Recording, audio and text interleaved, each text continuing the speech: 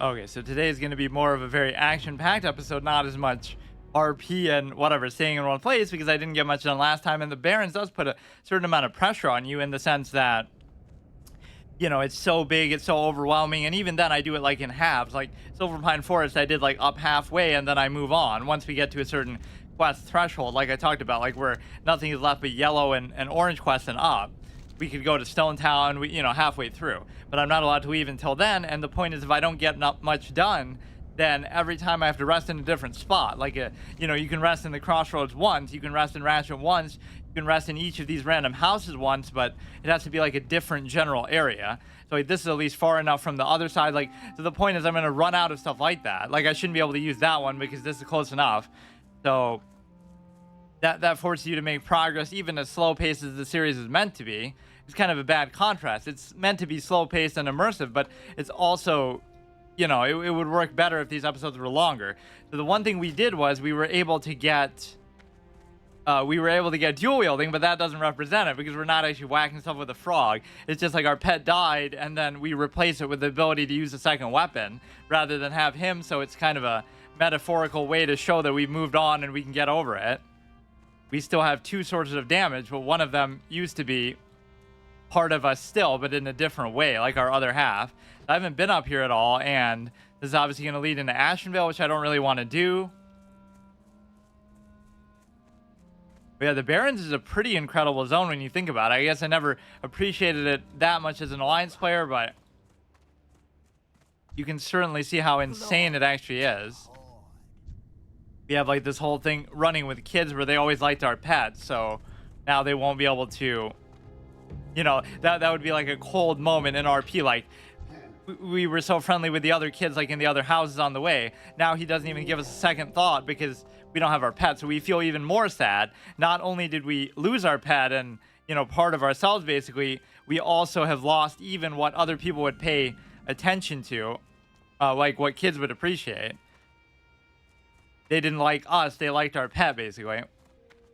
Now, this would be one of those places that would have a flight path in modern WoW, but it wouldn't have one here. I don't even know what this is. We're not in Ashenvale, and I'm not going to go there. Greetings. Horde Elite. Yeah, see, you could run upon this as an Alliance player if you were as explorative as I am. Like, I'll just keep walking into some sort of night elf encampment. It can sometimes be punishing that way. We're not really welcome here. Oh, yeah, this is where you go into Orson Gulch, obviously, manually. I forgot. What do you need? Or maybe I never knew because I've never really played Horde. War is among us. It is time for every member of the Horde to answer the call and join the fight against the Cowardly Alliance.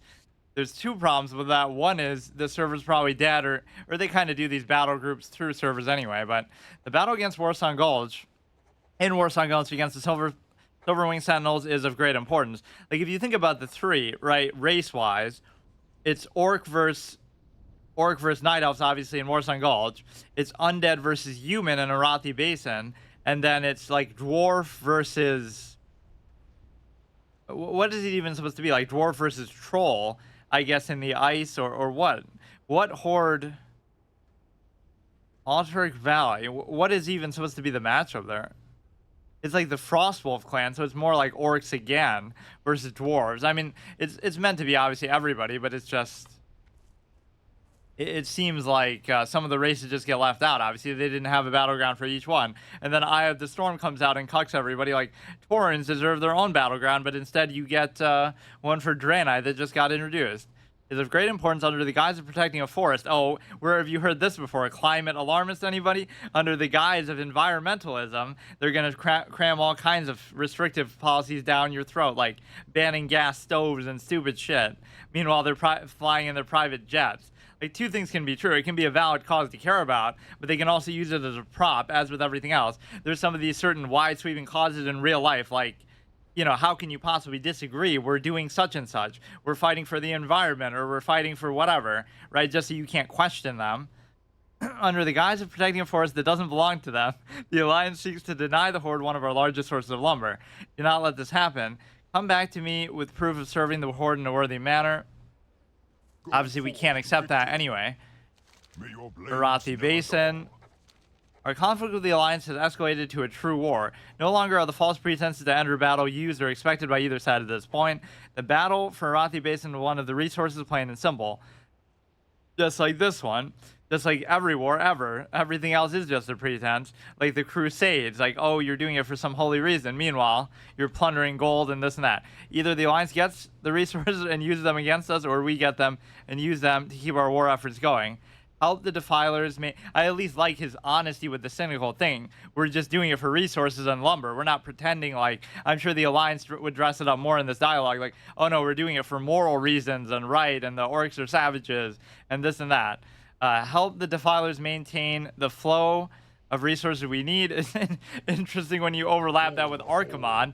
Archimonde is the true defiler. That's why he really wants to attack Azeroth, to make sure the Forsaken don't misuse his title. This reminds us of our pet as well. The fact that we would potentially buy this food for him, but sort of the other RP explanation for that is just the fact that a hunter only trusts the meat to give to its pet, that you would actually have, you would only trust the meat that you cut and skin yourself. You wouldn't really trust all this other factory-produced, mass-produced stuff. Horde laborer. What can I help you with? Yeah, this is what I thought with Rokara. Rokara would be one of these random NPCs like this in AV, but then I come to find out, oh no, she actually was just made up for Hearthstone only, which is kind of stupid. Zug, my friend. Is that really something they say in like an ordinary sense? I thought it was almost like a uncontrollable impulse, but this guy's embracing the Zug. I am Kel Harngunth, the main supplier for the Warsong Outriders. As you improve your standing with Outriders, I will make available to you a fine selection of goods that you can use inside Warsong Gulch. Should you find yourself in need of item repair, I can also provide those services. What goods have I earned the right to purchase? I mean, I almost shouldn't have the right to use that. So the one thing we're sort of subverting today is the drunk effect. Like maybe our character's over it, but it almost, oh, that could be a good justification, yeah. We kind of learn to stand on our own and learn to use the second weapon. So the act of learning that allows us to move on from our pet. That's a good trigger, so we no longer have to drink constantly. So that is what we did last episode. So that's kind of us getting over it. It didn't work out exactly the way I thought, but basically the main penalty was I had to be at the beginning of each episode after, which is basically 2 that we did. We had to spend all our money on alcohol and then drink it throughout the episode constantly, so that we're constantly drunk during combat, our vision's blurry, we have the shaky cam, the enemies appear different levels than what they actually are. So that created like an internal little hard mode penalty that we had to do for losing our pet. There's always like some sort of punishment for everything that happens, and we also wasted so much money that already is tight that we could have potentially used to learn spells and this and that. So I think that was punishment enough. Now that we feel like, okay, we don't need a pet because we have an extra weapon in the other hand to make up for it, that would be sort of a good way to rationalize it. Or we have sort of a pet in our hand to whack stuff with the whole time. That's more so just to conserve space, and that has like some sort of sentimental value because we haven't really fished that much, but yet. Okay, so we're not going to go in there. But you can see how, like, oh, an Alliance player crossing through to the Barrens, and then you'll get destroyed by something on the way. There are sometimes those little outposts right as you enter a zone. I'm not going to know everything like that by heart. So what, we wanted to, like, carve a path back to, like, let's say Ratchet. So we go through, we fight the centaur, we have a quest for that. What else do we have? Recipe for death. Why is this? Oh, I'm looking at the wrong thing. Doesn't actually look that overwhelming. There's a lot of stuff in the crossroads that I haven't even picked up because our quest log is full, and we left like some of the stuff in Silverpine hanging, but appropriately within my format. Like there's a million formats to this, so I follow them reasonably faithfully, but I won't say it's been perfect. And so it's almost like, how could you make this a single player game, or how could you make this as immersive as possible? You just kind of take everything and add a little penalty or something to it, which already people would say that about this game. Like, oh, this was like a hardcore MMO that had all these different, everything has a limit or everything has a cost. You have to use the little runes to make portals. Like everything just has something more to it than just being able to simply do it. And so here, I'm kind of taking it even further than that, but like this was considered like a casualized version of EverQuest, let's say. So even as much as people say that, it found a nice middle ground that we would turn in. The centaurs we can fight on the way back. Savannah Lions, Toxic Thunder Lizards are going to be near Camp Tarajo. nugget slugs. I don't know actually where these are. It's going to be somewhere in the sludge fen, which I'm kind of scared of. I'm stunned it's showing up as green. It's almost like I owe that to her just to, you know, for being able to sleep there. Since we're here, I guess we may as well do it, and then we'll fight our way back. But I don't know if I can handle the sludge fen. What else was in the sludge fen that... Cat's Eye Emerald. Boulder Load Mine is what actually got our pet killed, so I'm not really worried about that. This physics might be at... He's in the Stone Talon Mountains. Some of these are weird how they organize it like that. You know what I mean? Like, you got it in the Barrens, but it tells you to go to Stone Talon, but it doesn't appear in the Stone Talon category. That's always a weird trope of how they do quests. One of them states so matter-of-factly, like, oh, go to the Wingcheer Crag. And it's like, oh, where is that in the Barrens? Like, obviously, I know it's in Stone Talon Mountains, but the way it says it, like, he's not specifying that it's in a different zone. He just says, in the Barrens, go to Wingcheer Crag. Like, you're just supposed to know what that is. One of my favorite zones is, I don't know if that's the same one, or it's like the one right as you enter Desolus, where, like, there's all these wyverns and all kind of crazy stuff. It's a very cool zone. I don't know. All the trees are on fire, and there's, like, these elementals, and just a lot of chaos going on.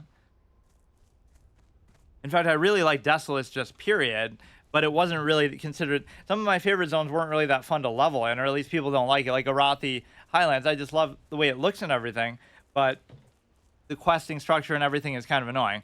So we're going to the Sludge Fen kind of impromptu. I wasn't really expecting to do this.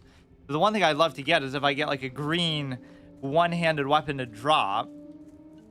Right, we have the Kolkar key, which I looked around the Kolkar camps a lot and nothing really came of it. Yeah, we're not going to mess with the Boulder Load Mine, but I will check out the Sludge Fen. This is where that guy was constantly blocking me, the Advice Raptor, basically. The elite Tack the Leaper or whatever, where every time I would go around here, he would almost warn me, like, oh no, don't do it. But, you know, that was on the other side. Where he ends up going, like, really high up in the mountains and stuff, too. I don't know what his deal is. It almost seems like you could climb up here, because that clearly never goes wrong. Is this going to be... Oh, this is like the Raptor one, right? That I mistakenly went to instead of Dreadmist Peak. So we do have Deterrence as sort of a good defensive cooldown. But other than that, if we're in trouble, we just have to use a potion and rely on that. It's a lot less responsibility not having the pet. But it's kind of a double-edged sword. Like, he did save our life by doing that. And normally the intention is not to do that. But I thought he would just be able to get away. Or I had a chance to mend pet, but... Now we have to try to instead mend our broken heart. So I think you could go up here, maybe not from this exact spot, but this ends up being that Raptor place where I don't know what else is up here besides that. They keep calling for help and aggroed like 3 of them. So clearly this couldn't be a bad idea. Right, this was one of our great memories with the pet where he did successfully tank a couple to let us get away, but he obviously survived as well. Yeah, this can be really dangerous, so you have to pull them really far back. I almost want to clear this whole thing out. I'm going to go rapid fire with quests, and then we'll set up to pick up a bunch of quests in the Barrens. We are going to have to scrape near Camp Tarajo just for the simple fact that you're not going to be able to... I don't really have enough food to... You know, this is going to be a little bit annoying.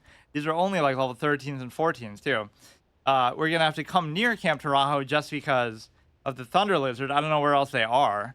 I know they're like right there as you come out of Mulgore in kind of a troll way that you have to watch, like, you know, you have to get through level 20s and stuff. So imagine a Tauren having to do that in a hardcore run, for example. Just one of these inclines we're going to just slide off and die or something.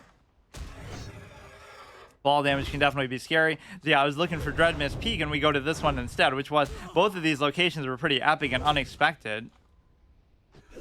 I definitely didn't know Dreadmist Peak, so that we wouldn't even offer up to sell. So you just have to be careful as we get up here to pull them one at a time and pull them super far back.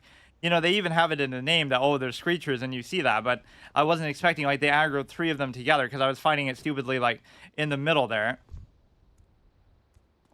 Yeah, there's quite a lot of conditions going on with this run that is just sort of emblematic of how I do stuff. Like, for example, you know, you're using melee only...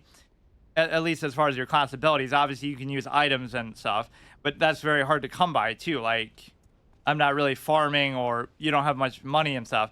But no pet now. Not that that's a rule, but I think we you know, it's permadeath pet, not in the sense that I can never get another pet, but I can never get another pet of the same kind, right? Meaning a wolf or a raptor now. Now we're facing our demons of the previous pet too. Nobody ever like really appreciates the models, I guess, up this close. I should almost do that. I almost want to do a certain playthrough of like with a mage or somebody who can rely on skill shots and try to do it first person, quick to move, and you have to like only use skill shot abilities and things like that. Turn it into some sort of a first person shooter. So here's where you can get in a little bit of trouble. Very strange. Like, what is the point of this place? There's going to be nothing here. And I doubt there'll ever be a quest that tells you to come here. So this is just totally random.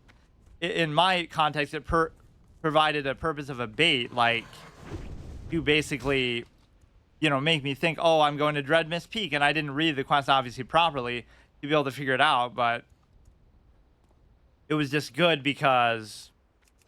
What the fuck? Gonna be hard because they're so close to each other. I don't know how much the screech really works that way. He made me waste my racial though. Good strategy. It ends up becoming where Mongoose Bite is actually pretty disappointing damage wise. They shouldn't really aggro from here, but then they also start to run away on you, which can be annoying. We saw that happen with the goblins a lot in the other Venture Cove camp there, where the camouflage actually was, not the Boulder Lode mine. So I made a couple of mistakes actually reading the quest tags. The one thing I'm not using a lot either is the trap. Yeah, there's some in these weird spots that it's almost like you're not meant to ever go there. Yeah, probably hardly anybody's ever, I could get a world first of that, ever played it like fully in first person like all the time. It's almost a joke that anybody would play like that. Like, why is it even an option? But it's kind of nice that it is.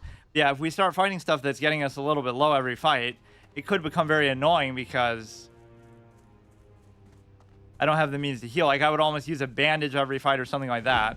It almost feels like I am over leveled for most of the things I'm doing, but it's understandable, I guess, given the circumstance. And again, it doesn't really even help me that much because, oh my god, it doesn't help me that much because of the simple fact that it's not going to give me experience, and how much money am I going to get from whatever it drops. But it would be nice if even a white, even a gray thing dropped that would be an offhand, because surprisingly I don't think I have a single one available. It was like right on that little incline there that I fought it, and it aggroed like 3 things together. It wasn't really that long ago either.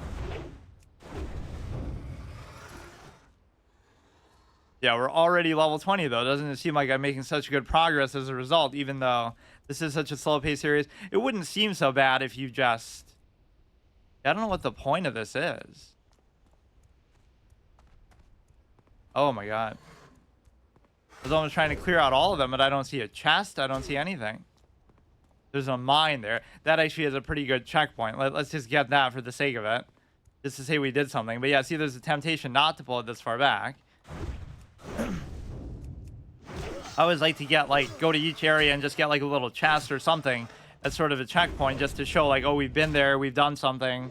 Like a little mini quest without even needing a quest, just to do something. But it doesn't really work because a lot of areas don't have that, or they're very quest reliant.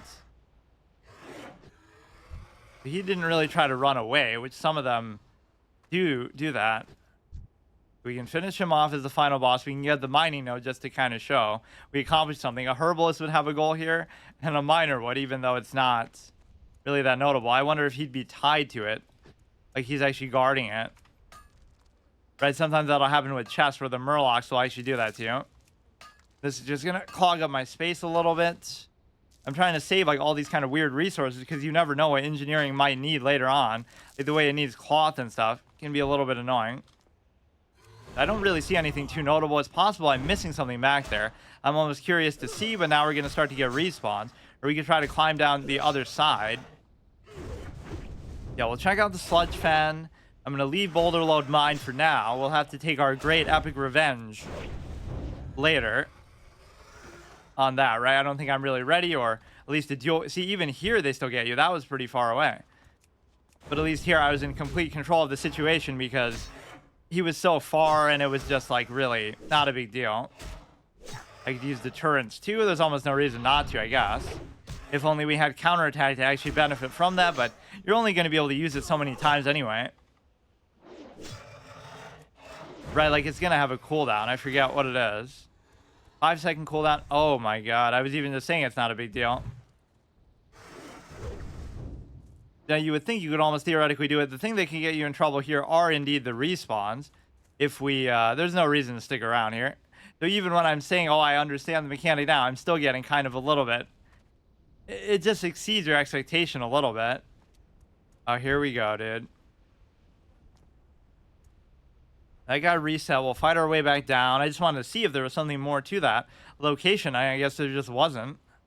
What level are these that this quest would be green? That's where I almost got baited by the camouflage one. I thought, like, how the heck can boulder load mine be green? I know it thinks I'm over-leveled, but I'm not that over-leveled.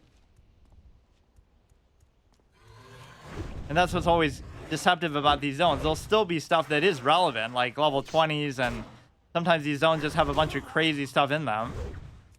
Like, we'll try to solo some of these elites, but that would have been better. Even though it wouldn't be a true solo, it would have been better with the pet. We took out that level 11 elite, but we were like level 17 or something at the time. There was some random one in the cave, whatever, the Skull Rock. Yeah, this will be like a little mini dungeon experience here. And then I was looking at the map and I fell down here and almost died from that too. I was so panicked by the raptors. Oh my god, how many raptors? This is not a raptor combat zone. Yeah, these kind of areas can be really tricky because it's going to be just so many things. Yeah, I didn't even see them there. It's like some unintentional camouflage that they have going.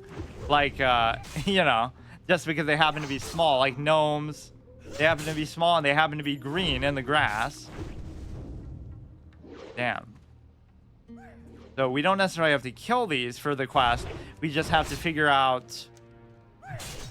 and this is what can be so dangerous. They can run away, and they can run away super fast, too, at that. So you have to pull them back as much as possible. And the problem is it sometimes takes me so long to do things that...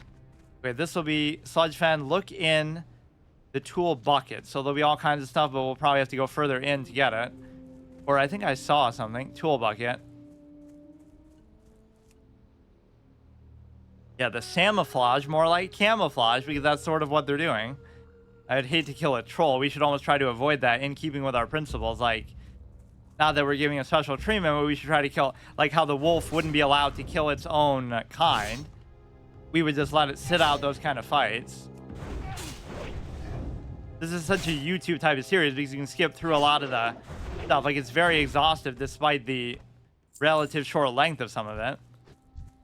It almost looks like it should have been a toolbox. I guess to whatever extent I can avoid it, I'll do it. Or we'll take extra pleasure in killing all the humans and alliance people. The one thing that brings all the races and factions together is greed and money and capitalism, basically. This is a good showing for it. That's why the goblins always instill peace everywhere they go. Booty Bay has no PvP. What is it? Gadget Zan. All these places are all neutral, even though Ratchet seems sort of biased towards the Horde. So I always like to use that as a way that they sort of foreshadowed that they might join the Horde, right? Tanaris is neutral categorically. Stranglethorn Vale is neutral categorically, but Ratchet is in the Barrens, which is much more favored of a Horde zone. It's even close to Orgrimmar. So it seemed like they were sort of couching and sort of, I don't know, just sucking up to the goblins a little bit, like, oh, in the future, you might consider joining us. It at least seems logically consistent with the lore, like, you know, that sort of sets up for why it makes sense for them to join the... Meanwhile, they go, pandas go burr, or Dre and I go burr, like, those ones they didn't put much work in developing at all. It's just random stuff. And it's not even so much the existence of pandas that's the issue. It's the fact that they have this whole continent that constitutes a whole expansion. That's completely out of nowhere. Even the goblins didn't get that, right? The goblins didn't get... And it wasn't... The expansion wasn't about goblins. It was just they happened to be one of the races that's introduced as playable. And they had so much lore and so much history and so much presence in the world that it felt very earned. So that's the right way to do it. You have it there, you have it foreshadowed. Pandas are totally an asshole because there's nothing in the game that references them at all. There's that one miscellaneous unit in Warcraft 3. Why? I guess I'm not seeing where these tool buckets are. This is like a rogue quest, right? Like some kind of elite tower for rogues. So I don't know if I should even go around there. Let's just discover it, maybe. This is where tracking could be good. Just to make sure I don't get hit by something from a distance. I'm pretty sure at least that's what it is. Venture code drone. That could obviously be very dangerous. So this is very similar to the one in Westfall. Right, basically. Oh my god. Random elites. Don't you love it? I even know that that's kind of what the thing is, but I don't think that's the guy you fight. You still have to go up the tower to basically do it. That's like how you learn poisons, I think. Look how close these are, though. This is going to be insane. It's going to be very hard to deal with those scenarios where you have to fight like two things at once. Even though I am over-leveled, it still makes it difficult. I always like that as a one-liner. I hear you goblins like bombs. But as soon as I use that, then that's when our pet got killed. They didn't take too kindly to it. I just shouldn't have been doing that at that point, but I was getting maybe a little bit overconfident. Fighting stuff your own level, disobeying the rule of 2. Like, I don't necessarily have to kill every single one. I just wanted to see around, you know, explore this area a bit. And it felt like there were a couple other quests that mentioned it, but now I've forgotten. Like, don't read... This is a permadeath stigma to learn from. Don't read quest text during combat, because then it can get you killed. Like in Lord of the Rings Online on my burglar, first playthrough permadeath. We died to such stupid things in that. My first death as the druid, basically, was because I chose the hard difficulty setting. Some kind of in-game mode you can put on that made it just unfair. Just mitigate the damage, even though it's mathematically impossible to survive any encounter. And you can't really run away very well either. And then the other thing was like... You know, the burglar, I'm reading quest text and I'm in stealth, but still near enemies, so something aggroes and catches me off guard. And you can't really run away from stuff in that game because there's like infinite aggro ranges and stuff. You have to go to like a town, like how EverQuest works. And then the third time was... No, I guess I didn't die after that. Yeah, please just don't run into the Taskmaster, Jesus Christ. He is a skull, so you never know with some of these aggro ranges.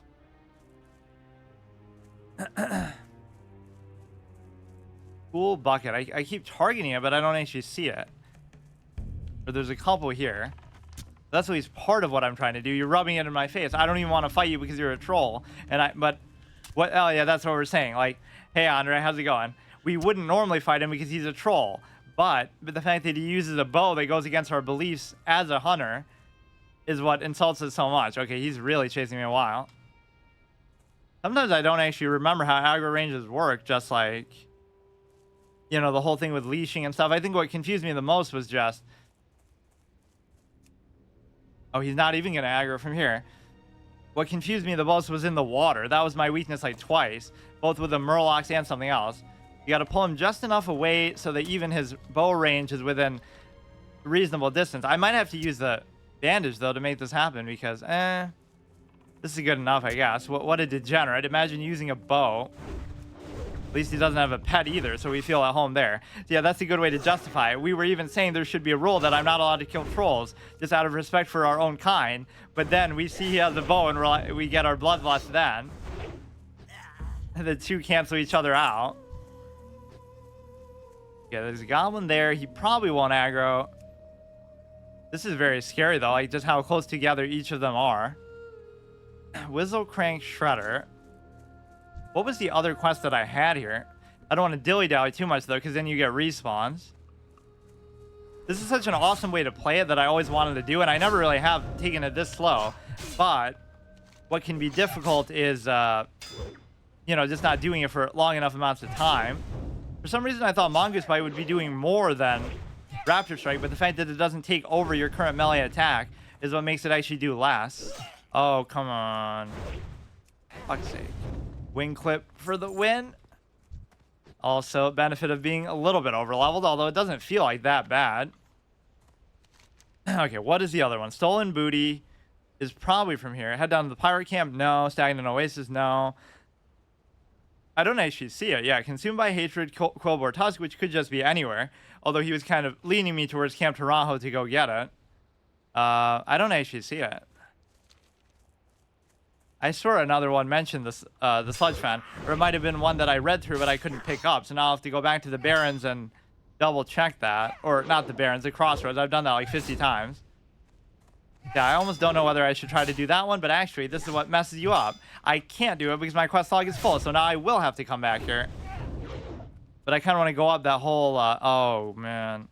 I hear you goblins like bombs. Let's see if we get both of them. Or it was possible there that we almost could have gotten neither of them. Oh, he's just going to aggro the whole goddamn place, too. Or is that like some kind of boss type enemy, too? Okay, finish this clown off and then just do this. You feel kind of like Batman with that, like the way you do a dodge into an attack. I could do the potion. He's going to have some crazy one-shot bomb ability at the end here. Or he's just going to run away like the clown that he is. Oh, no, this guy actually has a sense of honor. He doesn't run away. The Overseer Glibby. That's like the Diablo effect where you can fight like a boss type enemy without even realizing it's a boss because there's just so much shit around and you can barely, you know, keep track of what's happening. We got one random knoll out of the ordinary. So I imagine he might take me to go up there or tell me to go up there. But again, I can't even do it. So we have 9 out of 15 tools. So basically what I wanted to do is I want to fight my way back.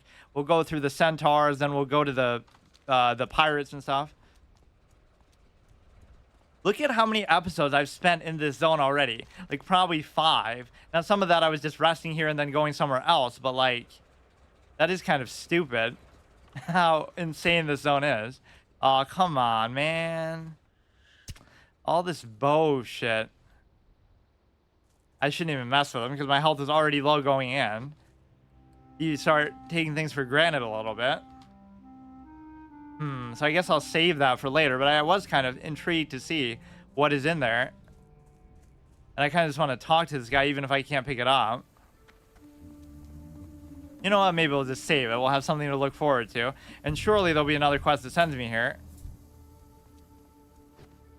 Okay, we'll take care of this guy. We have a few more tool things to get. They usually give you like 3 together, it seems like.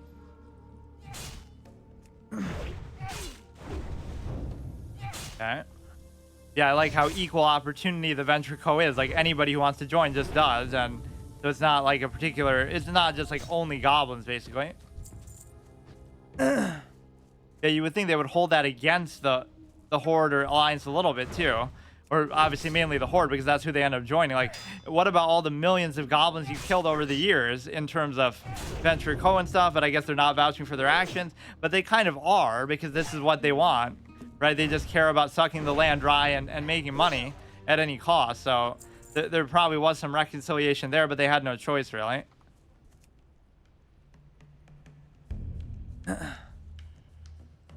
Yeah, goblins were introduced properly, and pandas definitely weren't.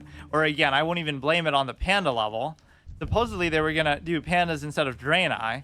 Either you do a horrible retcon where there were no Draenei, there were only the Eridar.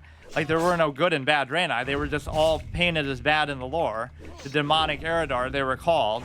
But basically, yeah, the pandas had no lore. So which is worse? Retcon lore or no lore? Would you rather trample over what's already there or just inject something that doesn't belong? Both of them are bad. It's just kind of sad because the fans of stuff take the lore so seriously, and then the creators crap all over it because they don't care. They just want to churn out more content, make more money, like Dragon Ball Super or something. It's like when the fans like something more than the creator. At some point, you just have to move on from it. Just try to milk it. I don't know if you can get some of these things as pets. I almost feel like you can't. You would think I would have seen them more over time. The zebras, the giraffes. I mean, technically, I would be allowed to get some of these because I haven't even been here. So how could I have possibly done this? Right, that's what I'm trying to keep track of. You can only get one node, one of each node in the world. I've never gotten this node before, and now I'll never be able to. There will be times where maybe I'll forget, but I'm usually pretty safe with it. Basically, most of the zones I've been to, I'll just assume I got all of them there, and I don't even really want it. I'm going to start vendoring stuff like this at some point. All the malachite and stuff I feel compelled to save because obviously as an engineer that's very partial to me. I do want to climb up there, honestly. That could be a big mistake too. I'm getting subliminal hints from the game like, you know, oh, you can't even do that quest involving the mech, so why even bother trying to go up here? You'll just end up getting yourself killed anyway. We're only level 20, but we do have the ability to dual wield, so I'm kind of very eager to get any sort of offhand weapon, which if I get enough money, I can just buy one from the shop, even if it's a white, right? It'll still be transformational for my damage. To go through here, we'll get the last tool bucket, or it might not be the last one, but the way they blend in with the grass is actually really tricky. And I do sort of have the nameplates off unless you go to target them. The way they just sprint away like that, it just looks like it because they're so small, but it makes it seem like they're going unnaturally fast there. But that's the one thing you can creep up on you is respawns, especially if somebody else is around and they killed stuff. You wouldn't even know there's meant to be something there in the first place, and then it'll respawn on you. So now, let's try to get in there and just see what's up. I almost want to fish in there too. I imagine that's what that guy would actually do. He would just tell you to go out there or help escort me out of here, maybe.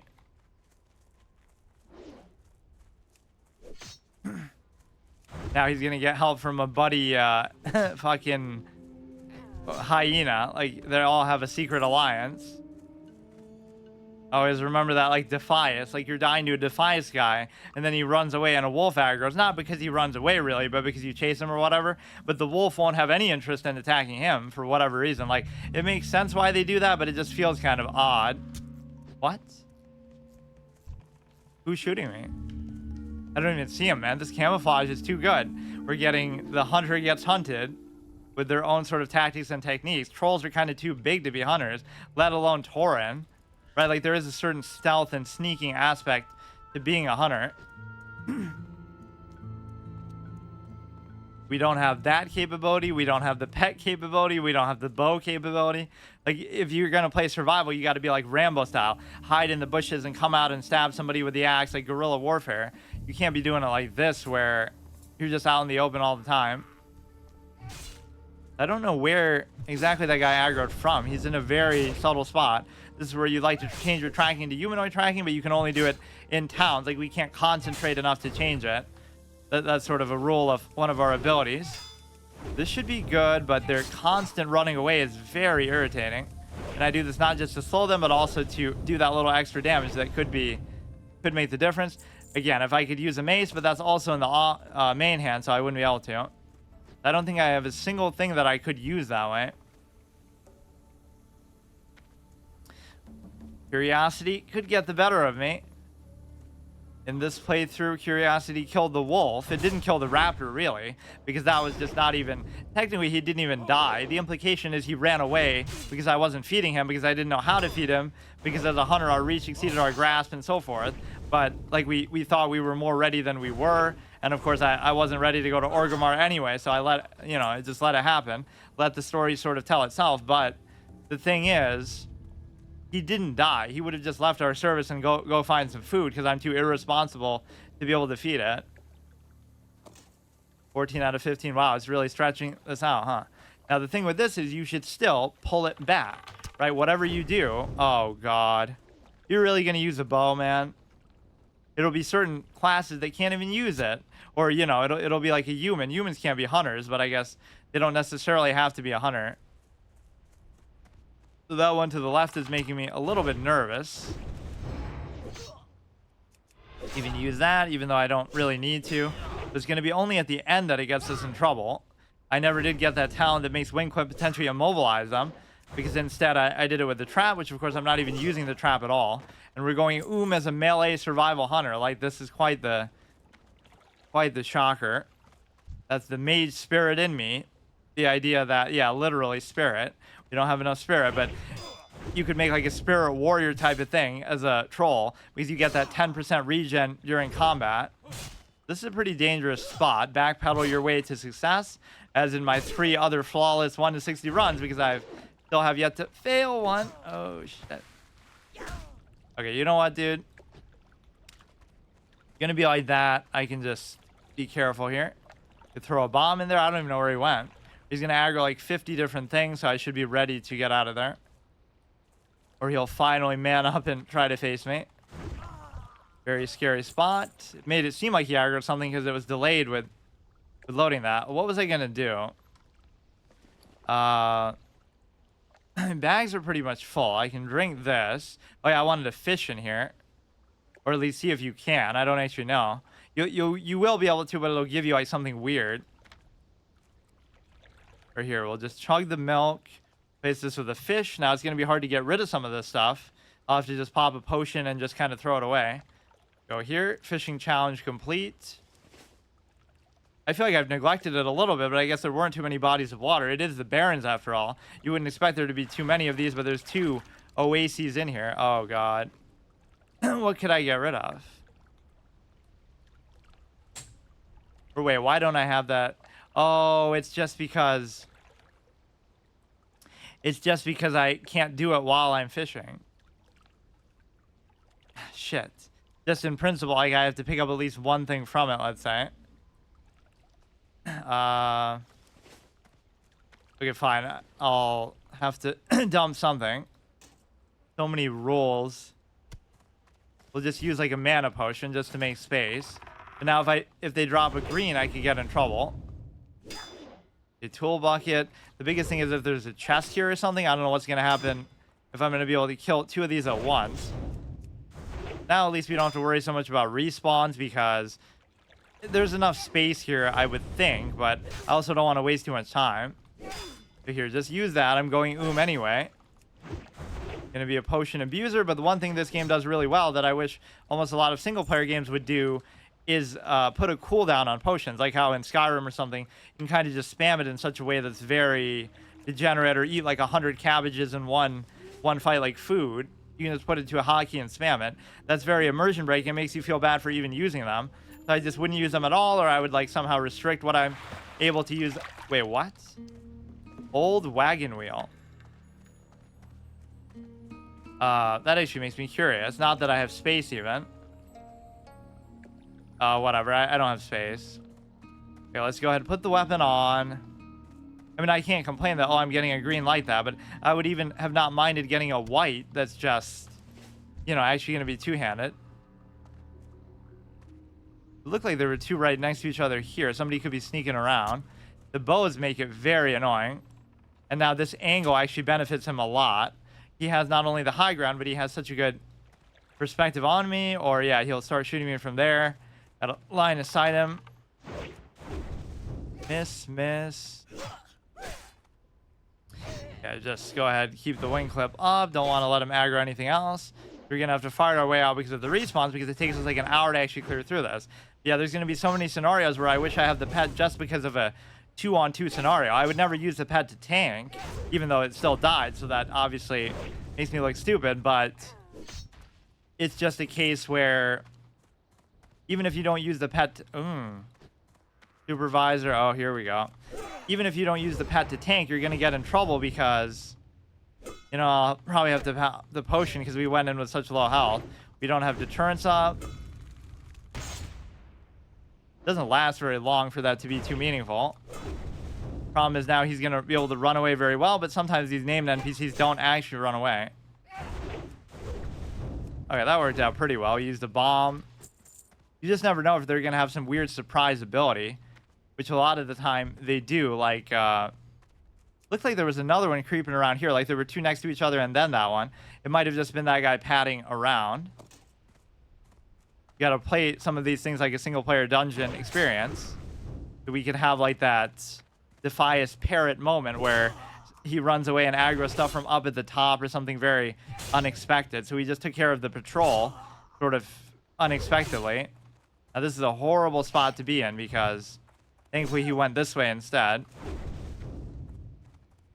That was such a bad spot to be in because if you ran the other way, we're low on health, everything is going wrong.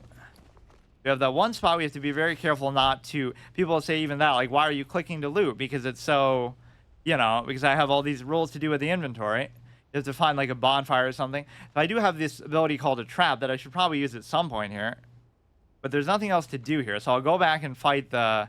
I'll fight the centaur. I'll go like a little bit extra south. And then I'll go to the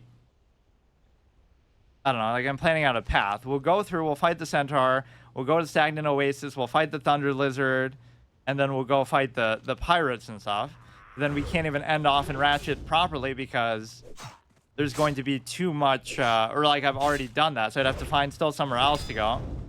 It's almost like we could be flirting with Camp Tarajo now, but we want to almost save that for when we come back here, at a later point. That was a horrible, horrible idea. And I'm only going to be able to run so far now because we are going to get respawns. Okay, alright, alright.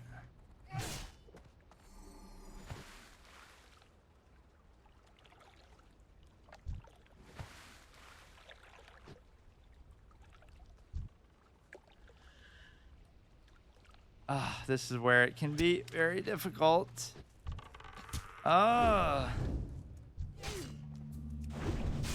Wing clip. Jesus Christ, what was that scenario? Fuck me. Fucking even the planesrider is trying to cook me like, oh, finally something that's not going to attack us on sight. So I think we've seen enough there.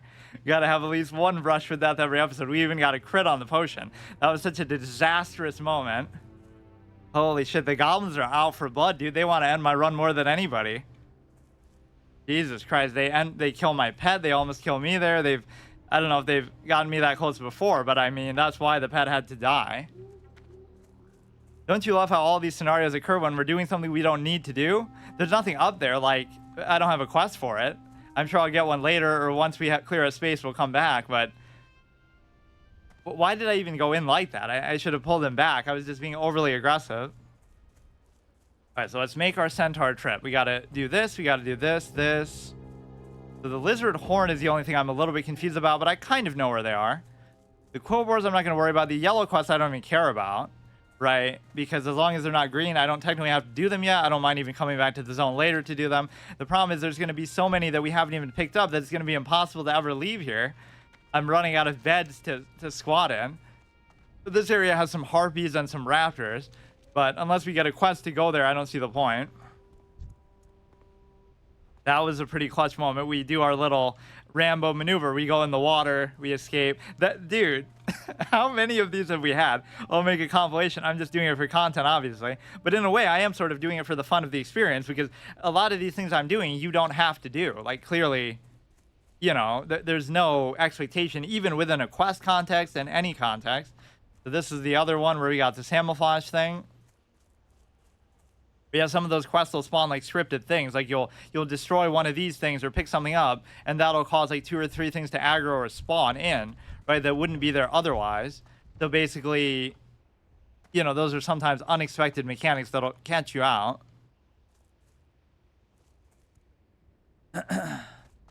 We got my lucky fish that saved me. That's always a good way to show, like, oh, you're baiting the pet. Your pet will follow you because it's like smelling the fish and like you're baiting it as if you're gonna feed it to it, but you never do. You just feed it something else. But that keeps it kind of on a leash in a metaphorical sense.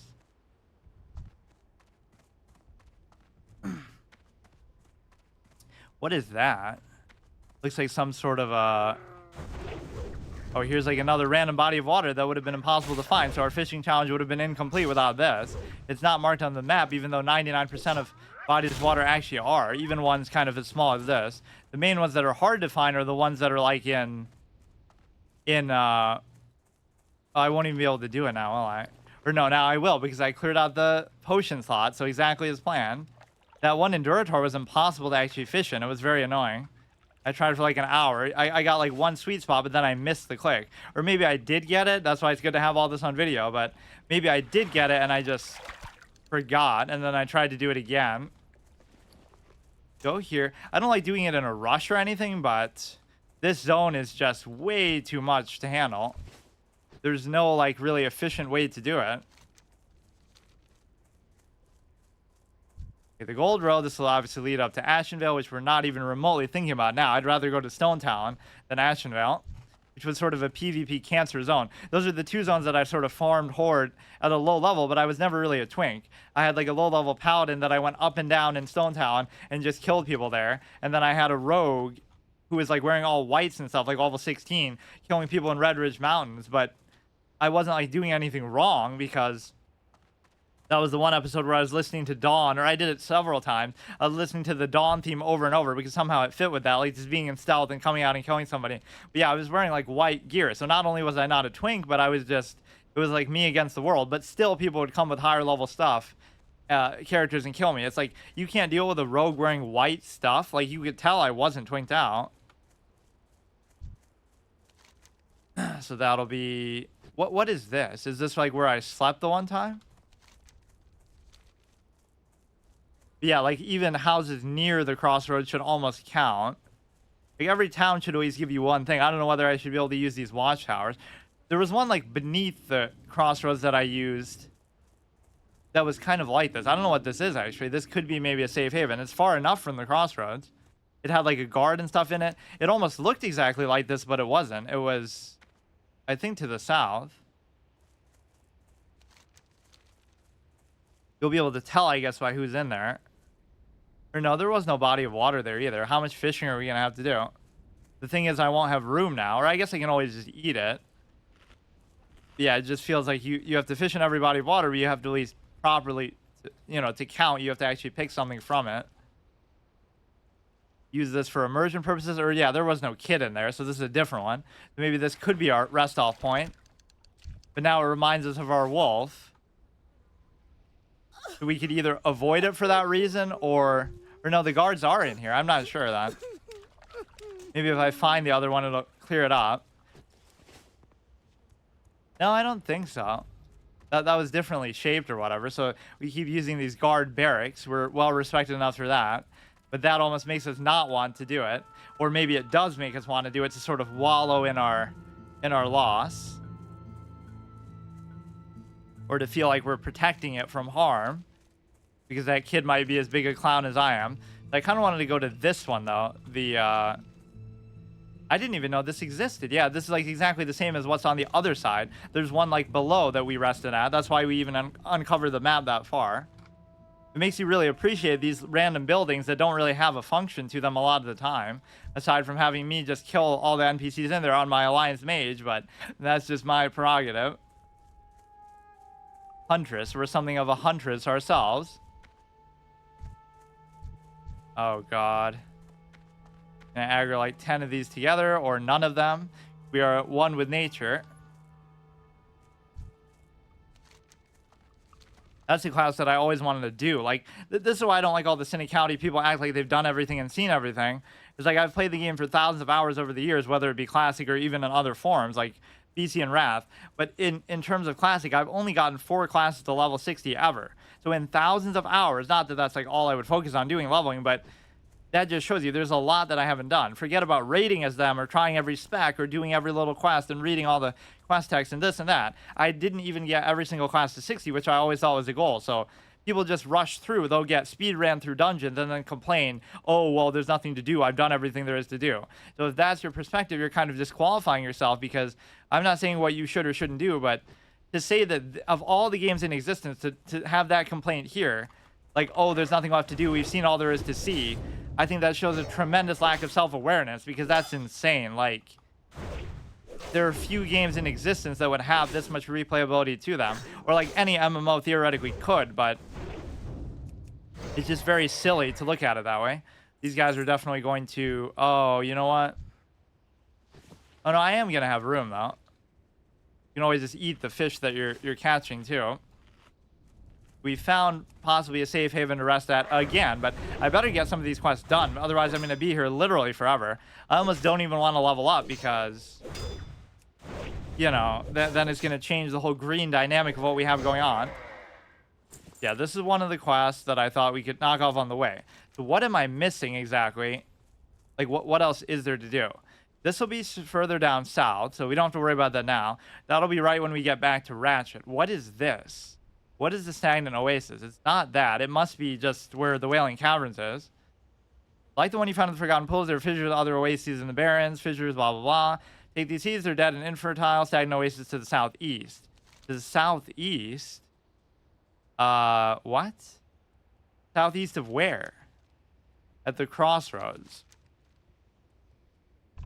but maybe based on where he's facing, somehow it would still constitute. I don't know what other oasis there is there. I'm going to assume it's the Wailing Caverns, which we've gotten a lot of quest offers to go in there and actually do it, which I won't even say I can't do dungeons, but I have to do them solo, which I distinctly remember that from the warrior playthrough. Like, just I was doing something in the Dead Mines at like level 40 something, but it's not like I did the whole thing. I was just trying to get ore or something. I don't know what I was doing.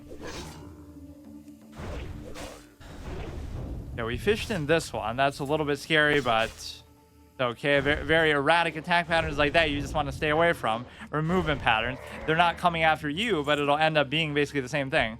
We killed like some kind of rare spawn here who is no longer there. That's one of the most beautiful things about this experience, actually, is the fact that we've seen so many more rare spawns than you normally would because there's nobody else around, right? I picked a real dead server among all the other ones.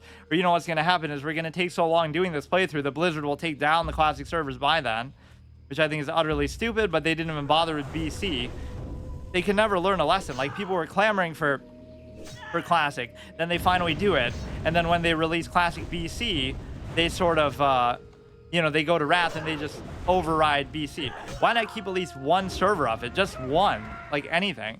And you might say, oh, one's not enough then, but if it's so dead that nobody's playing on it, one would be enough. Like, how hard is that really to do? This is why fans sort of spit in the face of that. I'm not encouraging that they should, you know, do their own that way, but if they can do it, how come you can't? Like, it's so stupid. Now, these are starting to get a little bit higher level. Oh yeah, this is like the whole war zone that I was expecting to see over there, like by the house, but I guess it's further out. Somewhere along the line, I want to use a chest here. I don't think I've gotten the quest for the mushrooms, unless it's the one that led to the stagnant oasis one. Let's see. I just hate how they do that. Random movements. But yeah, here we go. We have this epic battle. I guess I totally missed this the last time. It's only fitting that we should have to fight stuff more around our level to do this. Now something's going to come rushing in from the backside, which our pet would normally have our back, but now we have to watch our own, which this is almost an illegal interaction that you shouldn't be able to do, right? You're looking forward, so that's one disadvantage. You can't turn your head like the Exorcist to be able to do that.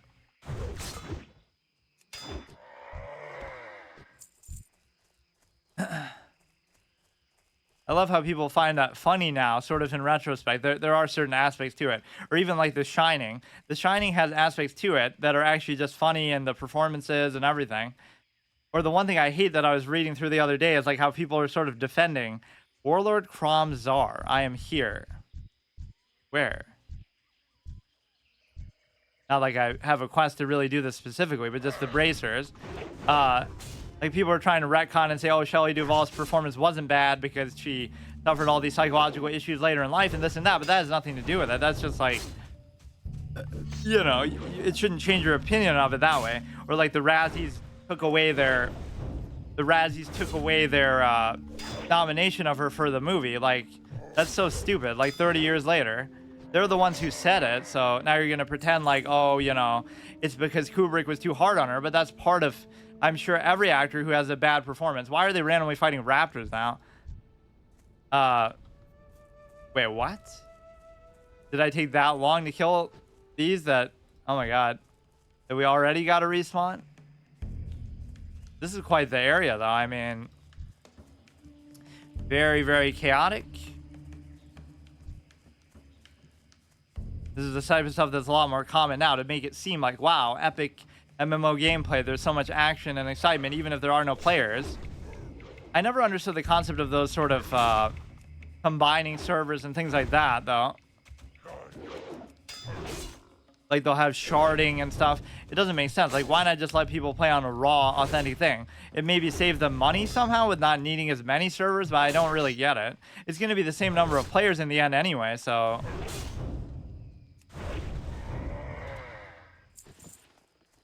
Okay, why does it seem like these are respawning as soon as I kill them? But I guess they're not the exact same ones. I like how dead it is today. We haven't seen like a single player period. Yeah, we're just doing this for the bracers. I won't really be able to fight through these though, because there's just an infinite number of them. This will get near the Wailing Caverns, I assume, although his direction seems a little bit questionable. Then we'll go a little bit south, and then we'll just basically do the little pirate camp, which I already was there and I killed a bunch of stuff, but I didn't have a quest like this. But that looks very dangerous. But they just like shoot a spell and then run away. They don't even have the gall to... Now watch this guy come and sprint towards me. I don't even have a potion, so I don't know what I'm doing. He might run away. He might do something crazy. Jesus Christ.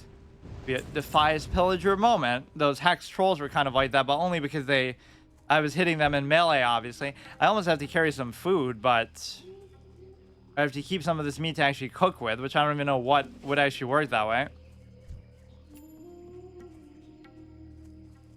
It's kind of silly not to be a hunter who doesn't cook. Look at this, man. We got level... What level are these? Level 17 guard, 16 guard. The cheat death is a power I've definitely shown in this run, though, a lot. Which is not really a good thing. It's kind of like a negative flex that you're sort of... You know, you're so bad that you're getting into all these dangerous situations at such an early stage. What are they doing? They're just throwing like fire bombs at the structure. I don't even really want to fight these casters. This dude's gonna clown me. Try to line aside him a little bit out of range. Get him to run a little bit. For now, he's very happy with his little storm. Oh my god. Okay, it's fine, it's fine. But yeah, this is like a coal car. Oh, is that where that guy was yelling from? That's like one of the bosses. Wait, I don't remember this though. Wasn't I just here? We just went through this the other day, like last week or something. It's not like we have to fight them where they were. So let's try to see. He's going to be an elite or something crazy. Polkar's booty. Oh, there's the thing. It's only level 16. Was that the guy who yelled? No, Warlord Kromzar. I don't know who that is.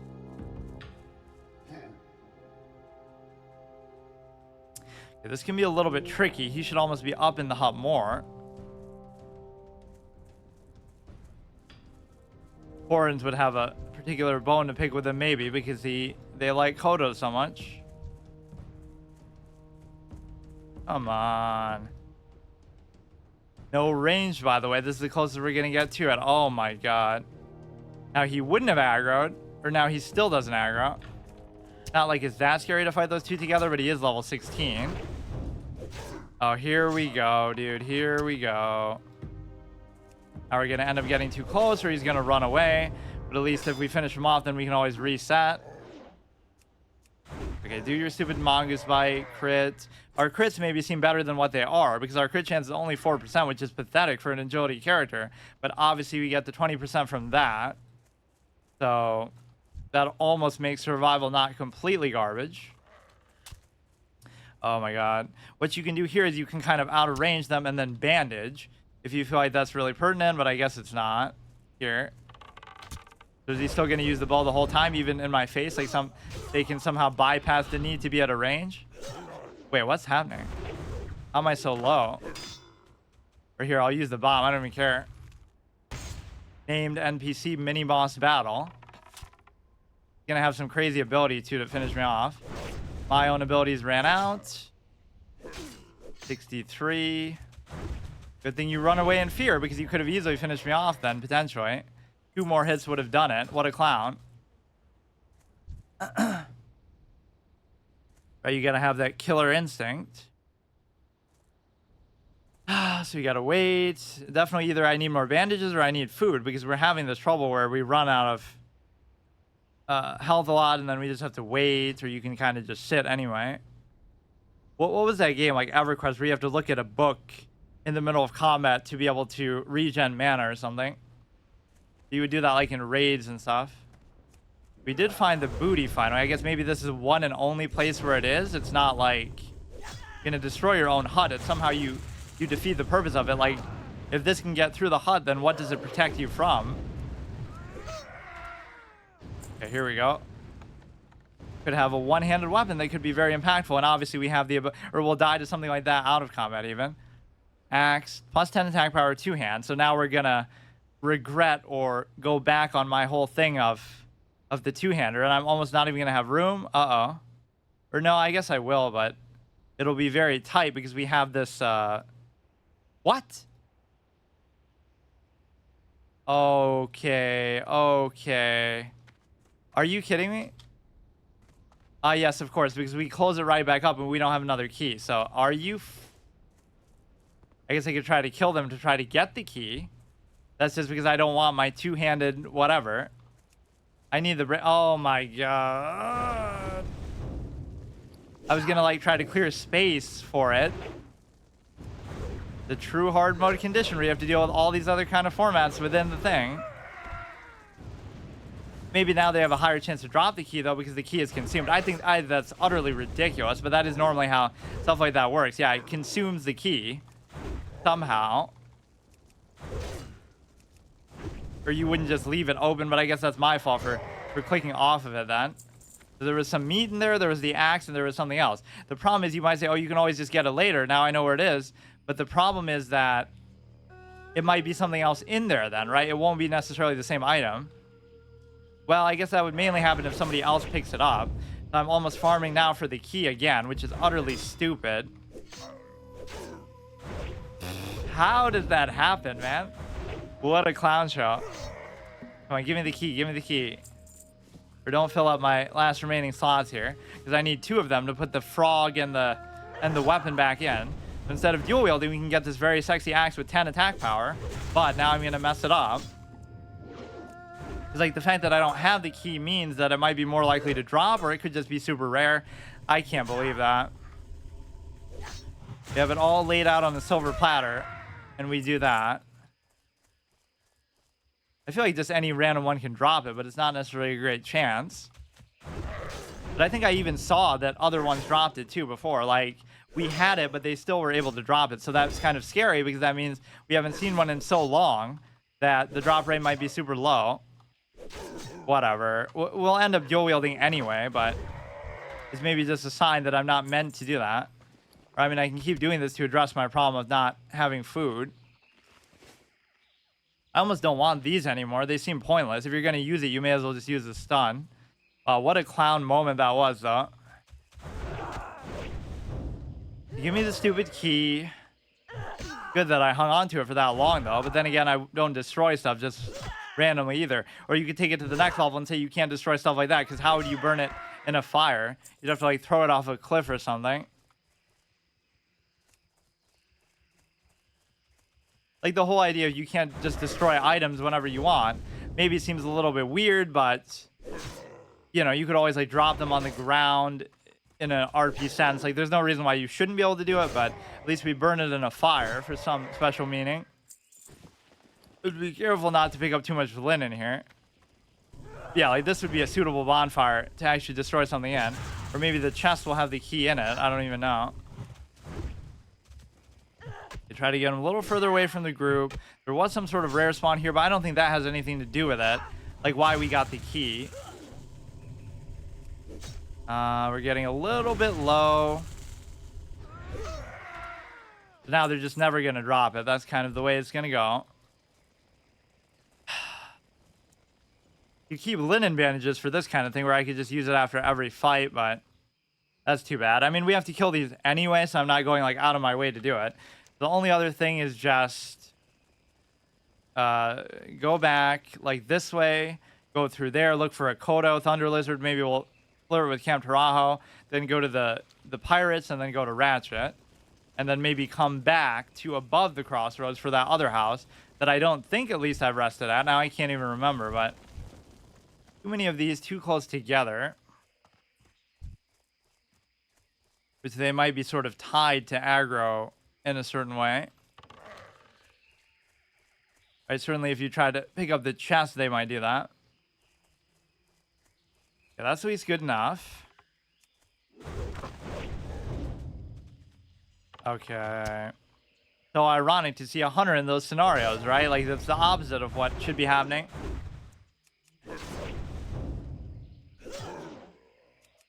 I feel like not that many enemies in the world really use ranged like that too much. It's usually going to be a caster. You could just try to kill it there, but aggroing too I still don't like. Yeah, there's no no way that should connect. But yeah, a great pull. He pulled him so far away. And then he just moves up randomly. When he doesn't even have to. I literally just spammed that to dump my mana and to do some extra DPS. So maybe this will have a key in it. I don't think that's really how it works. But it should at least have a chance to do it. Please, please. Oh, now it's going to fill up my shit even more, though. And even Silverleaf I'll be compelled to try to do.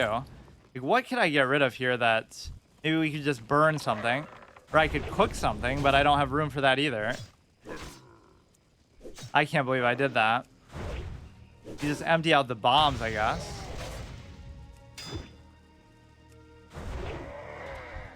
Empty out the bombs. 3 spirit. I mean, you would get this just to... You would get this just for the ability to try to sell it. A lot of stuff that's just kind of hard to get rid of. You know what? Maybe we'll do that. I'm just trying to dump stuff at this point. What was I saying? I could use the bandages. Just spam them. The one could be for this. And then I'm still going to run out of spots for...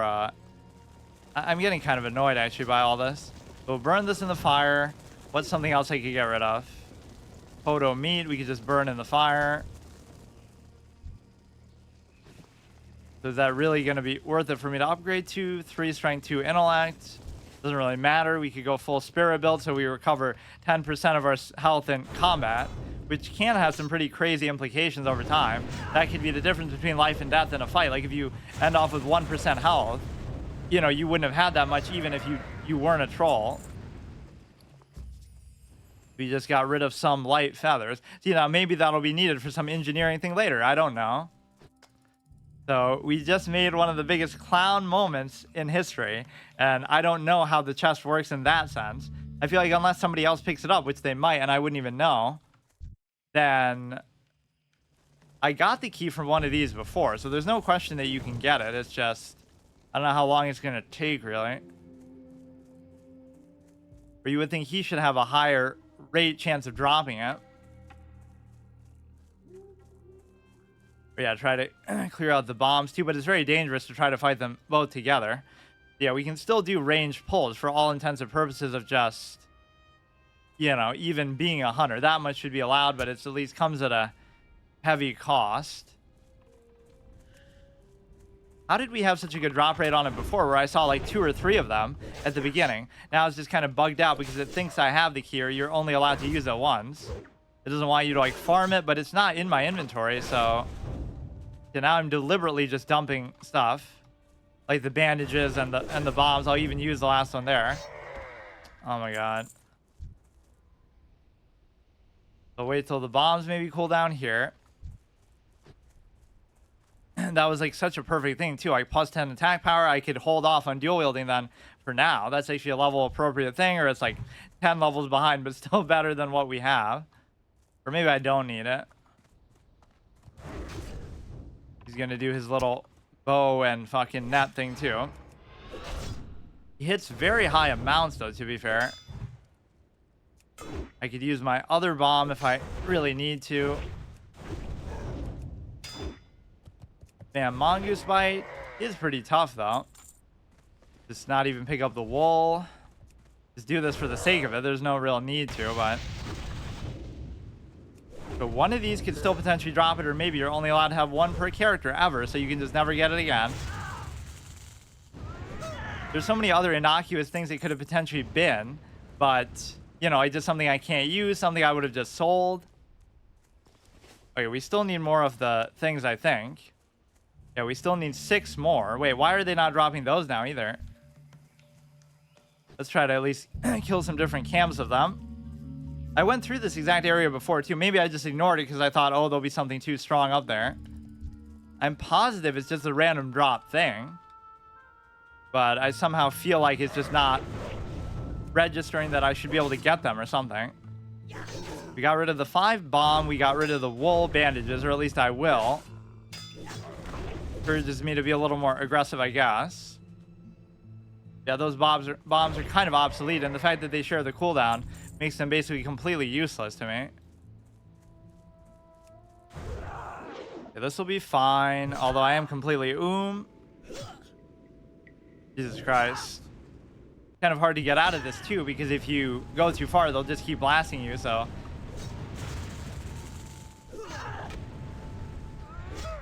Yeah, their own house should block my, block the ability to hit you. It's kind of counterproductive placement. That should actually count as cover, almost like a line of sight effect.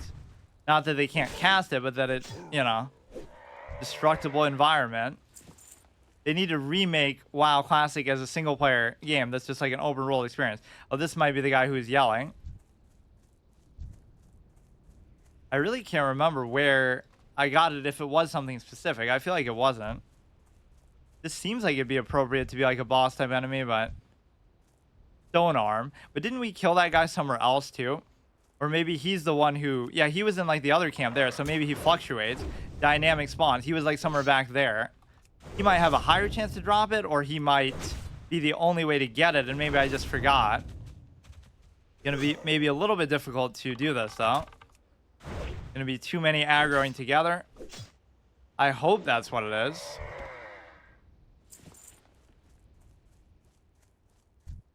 Level 14, you can always use the other bomb to basically as an interrupt.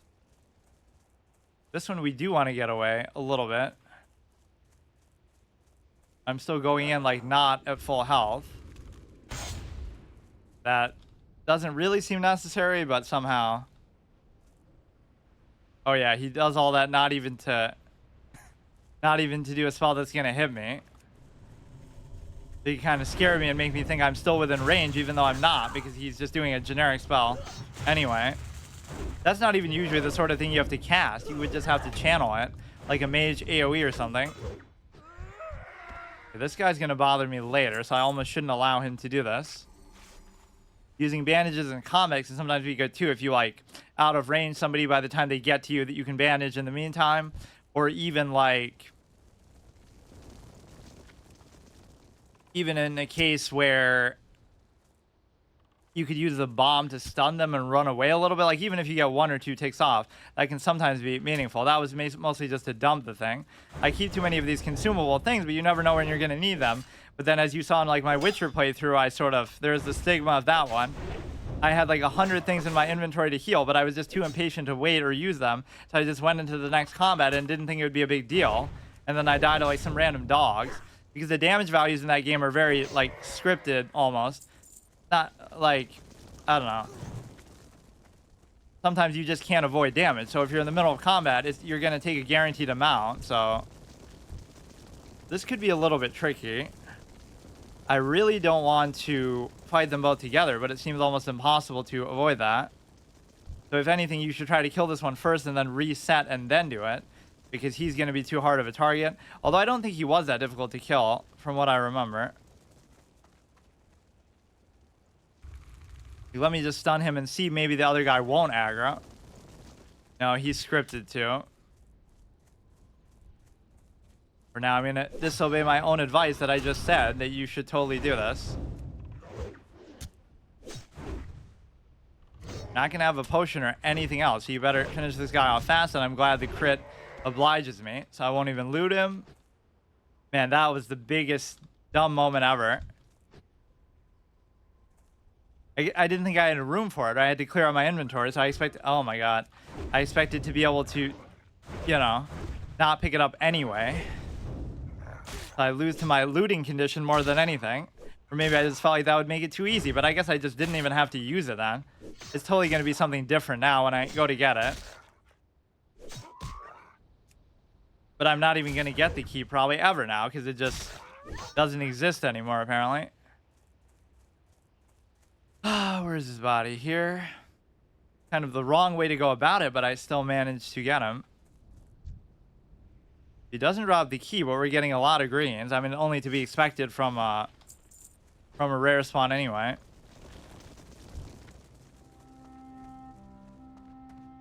Maybe there's some sort of chest that would drop it, or we just have to hope and pray for it. See, I don't know these things for a fact, or anybody else would just look it up or something. All these kind of quest helpers and guides and stuff.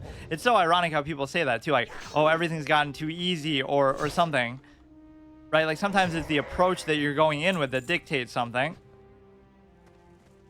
anything can be easy if you're playing with add-ons and all this kind of borrowed knowledge and stuff. So what's the point? So here, we'll dump the last bandage, so we have no healing capabilities whatsoever. And I shouldn't really need them, but we're gonna have to fight that clown again if we do get the key. I'll just pretty much go till I get to 15 though, and then I'll just move on because I'll never get it at this rate. It has literally a 0.01% drop rate chance, or I just got super lucky, or it's scripted in such a way that you can only get so many of them. But I remember being able to pick one up, or like, I remember seeing one drop even once I already had it, and it said, you can't carry any more of these. So that clearly means that there's something to it, like, it'll still be able to drop. At least we have a lot of greens to sell, so that would allow me to get a little bit of money and maybe just buy like a white offhand thing. But it would have been nice to have that as flexibility too, or I could even just sell that too. Of course, I haven't learned all my weapon skills because I haven't been to every city. I've just been to Orgrimmar. I kind of like how they split it up like that too. Like bows you would have to learn in like Thunder Bluff. Or like swords you have to learn in Undercity. Yeah, the centaur, they're just sort of the sworn enemy of the Tauren, which makes them look kind of like clowns, but that's coming from a troll, who, your sworn enemy is Murlocs, who a level 6 random Murloc in Warcraft 3 is responsible for killing Sen'jin, so that makes it seem really stupid. They kind of reference Ajara there too, like they worship some woman who lives under the sea, like they leave it very generic and vague, but... And you fight like a lot of old god-esque minions in there, so that is some of the lore being set ahead of time, just very vaguely. Okay, so we have 14 out of 15. I guess I just kind of give up, though. You keep a little extra space just for security in the future then, but it wasn't... I think I still had enough, though. That's the thing. Maybe I wouldn't have been able to equip it because of the stupid fish that we keep using to take up space. Lost to a cosmetic fish.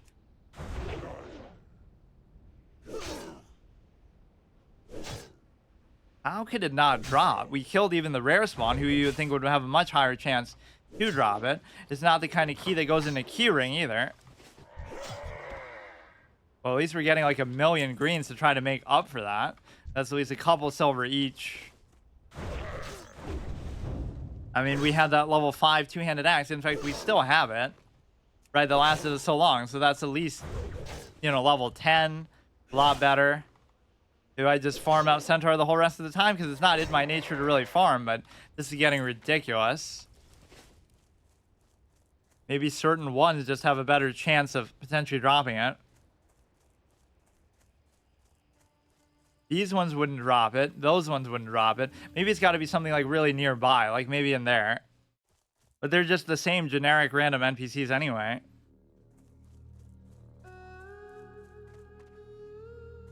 He held on to that for so long too, the key. There must be some sort of timer associated with it. Like you can only get one every X amount of time. You can't farm the chest. But then again, I had it for so long that that shouldn't matter. But I guess since I just opened it, I think it's just probably a super low chance. We're actually farming, hurting the integrity of the run. But I said I'd go pretty much till we get the bracer, and it's right on cue. So this time, don't fuck it up. Just pick up the goddamn thing. Which even if I can't equip it, it doesn't matter, right? So please be the same item. Please, please, please. We'll kill this guy yet again, because I'm sure he's back. Seems like these type of named NPCs respawn faster than even anything else does. I don't see why the loot would randomly change, though, unless somebody picks it up. That should be fine, but the fact that he's stunned means that it could take like an hour and the guy will turn around and attack me. We've killed this guy actually 3 times. Photo Bane, or more like his Bane. Photo Bane Bane, like how I said with the anti guy in Paper Mario. What perfect timing, too, as soon as we get the 15th one. So even if I said that as a hard condition, like, oh, you know, you can't. We have to be careful, though, because this guy can be very dangerous sometimes. Are we not going to be able to kill him here, then? Got to make sure we have enough mana, at least for Wing Clip. Parry. Even with our increased armor and everything. 37. Don't aggro that stupid thing. See your boss die and you don't even care. Like you're celebrating up there. Their roles should be reversed. He should be up there and you should be down here. You're trying to usurp it, so you're happy when he dies.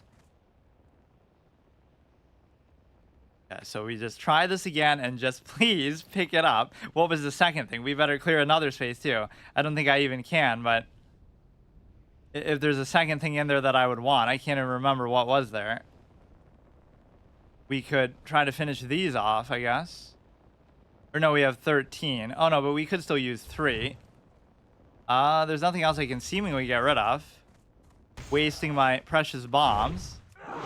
The point is, as soon as I open it, I can't do anything, so I almost have to wait. Or it'll be on like a timer as to what's actually in there. Yeah, I don't even know how some of these basic mechanics work, or at least I've forgotten. I've forgotten more about this game than most people have ever known.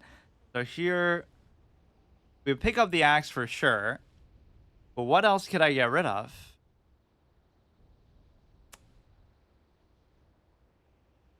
Anything we equip is just going to be on us, so now I can't get rid of anything because we're going to have to go find the fire again. Now we're going to undo our good fortune with this.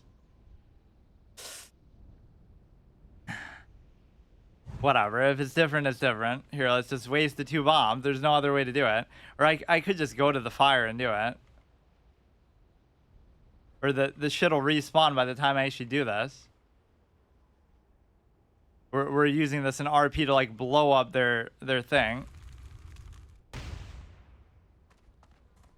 I could just burn something. Like what though? Like the Strider meat. Right, this guy doesn't have his own fire. Oh my god. Where is the key even? It's here. Don't mind me. I don't want to fight you. I just want to burn some shit. Okay, please, please, please give me the sexy 2-handed axe, and we'll even change our tune as to how badly I wanted to basically, you know, how badly I wanted to use dual wield. Although I certainly am able to, and I'm glad about that. Okay, here it comes. Here it comes. Second chance. Don't misclick off or something. Are you fucking serious? Why would it change like that anyway? Oh, come on, man. Whatever, we can still vendor that, I guess. We got a lot of green, so we got a decent amount of money, but I just did that on purpose because I don't want to make it too easy. But where's those little dried seeds anyway that we have to use for, or maybe I have to just get them. That's the dried seeds, but where are they? Oh, here. Looks more like powder than seeds.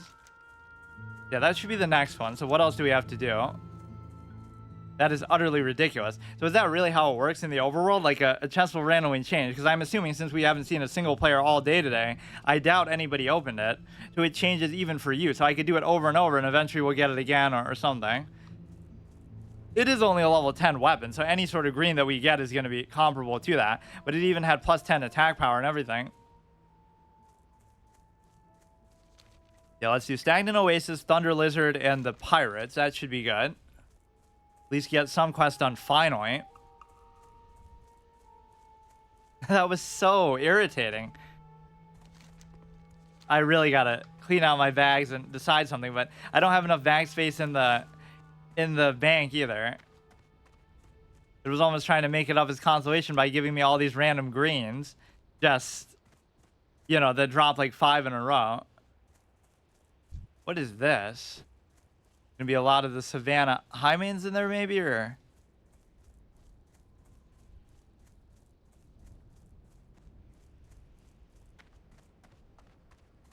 Was almost trying to tempt me to use a 2-hander again, but maybe I shouldn't because my whole philosophy was that, oh, we have a second weapon to make up for our pet. So whatever our offhand is will always represent our pet to us, even if it's the stupid frog. Yeah, we have to be a little careful around here, but I don't think there'll be... There's no, like, elites and stuff outside. It's all just... Well, there are, but you still have to go in the cave. And yeah, there's even a quest that'll say that. Like, just don't go in the Wailing Caverns, but go in the cave and kill some of those. Like, I really want to bother with that. Maybe there'll be another chest here, and that'll have some random level 10 green 2-handed axe. I don't even have any reason to kill these. I want to fish in the water, and then I want to test the seeds, which I assume is like in the water. Stagnant Oasis Fissure. These are basically the same level as even there, so there's nothing special about them.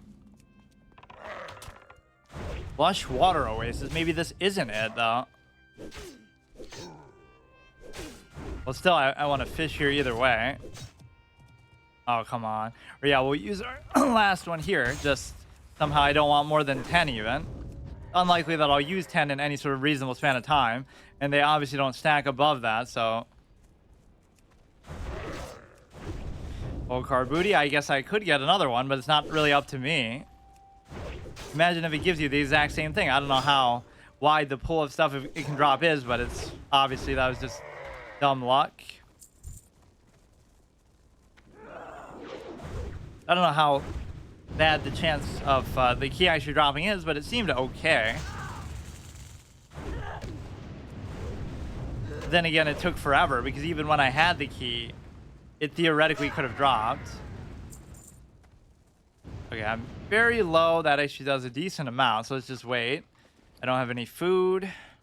All these quest items, like even for goddamn Undercity, if it was something like food related or something that would spoil, right, you would think that would be anti-RP as much as this is such a RP heavy series. I almost don't want to explore around here. He did say to the southeast, so it would almost be there. How many oases can there be in the Barrens? He clearly says southeast. Okay, this is a little bit dangerous too, but I'm getting impatient. Level 12. You can never underestimate what's going to happen with, you know, this kind of lack of resources that you really have. You can't tell whether he's running away because he's low on health or because he's trying to hit me with the bow. Yeah, if we do get the key, this could be another spot to use it. I almost don't even want to mess with this, though, if it's not going to be the right thing. Let's just go ahead and fish in there.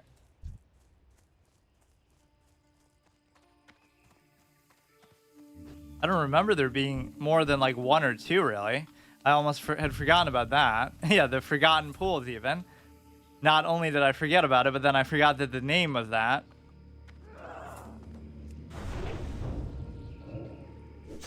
Who can blame you, though? It's such a small, dinky thing, but it kind of, doesn't it kill the whole charm of an oasis if there's one like every 5 steps? The classic Fallout 3 thing where you're kind of working towards that. Okay, let's go here and give me that same axe. Make up for it. Make my day. I'm totally owed it. I don't know why these stand out so much to me now, but I sometimes just wouldn't even notice them. Just like these huge encampments of the centaur. Like, I swear to God, I didn't even notice that other one. Now, there's some other weird cave here that has like an NPC on top. I forget how you even do that. You're like supposed to jump up from the top or something? For some like warlock quest or some weird thing. Opaque wand. I mean, you'd still do it just to sell it. I don't know who you should sell that to as far as the merchant consideration. Like, everything has to feel appropriate. I guess any weapon vendor could still work, but that should almost have some special requirement. Yeah, there's something weird like up there that like I didn't know about for a super long time.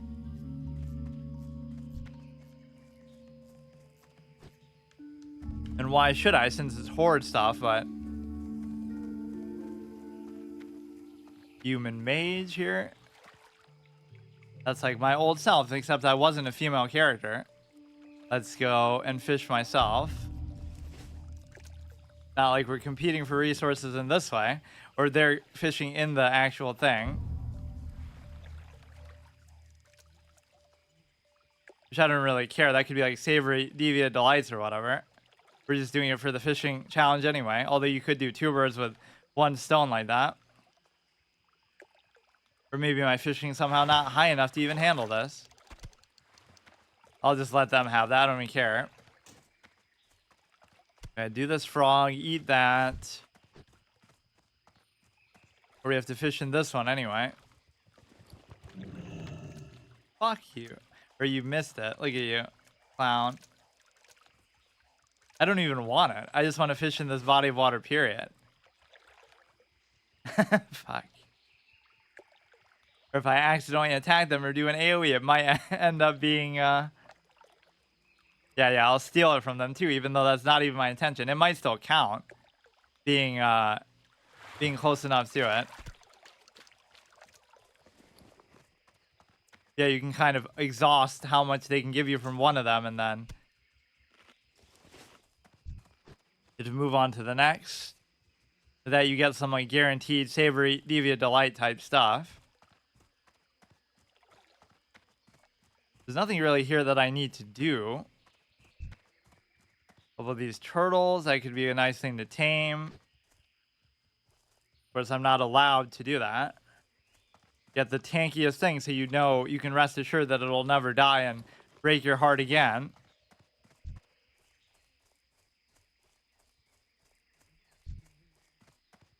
There's gonna be some kind of rare spawn, elite named NPC in there. It doesn't seem like it. There's nothing really even else to try to get here. Let's try to find that other oasis, and let's try to find a thunder lizard all in one shot here. Those are going to be just like a little further south. I didn't really want to go towards Camp Tarajo, but that's the only place I can think of that's going to have the lizards here. I just remember them distinctly being so close to Mulgore and sort of being annoying in that way. You are without any sort of named NPC. Yeah, maybe that mage took the chest and caused it to reset, but I think it just does that anyway, which is kind of dumb in a way. Right, like it's on some sort of timer, or I just don't even know.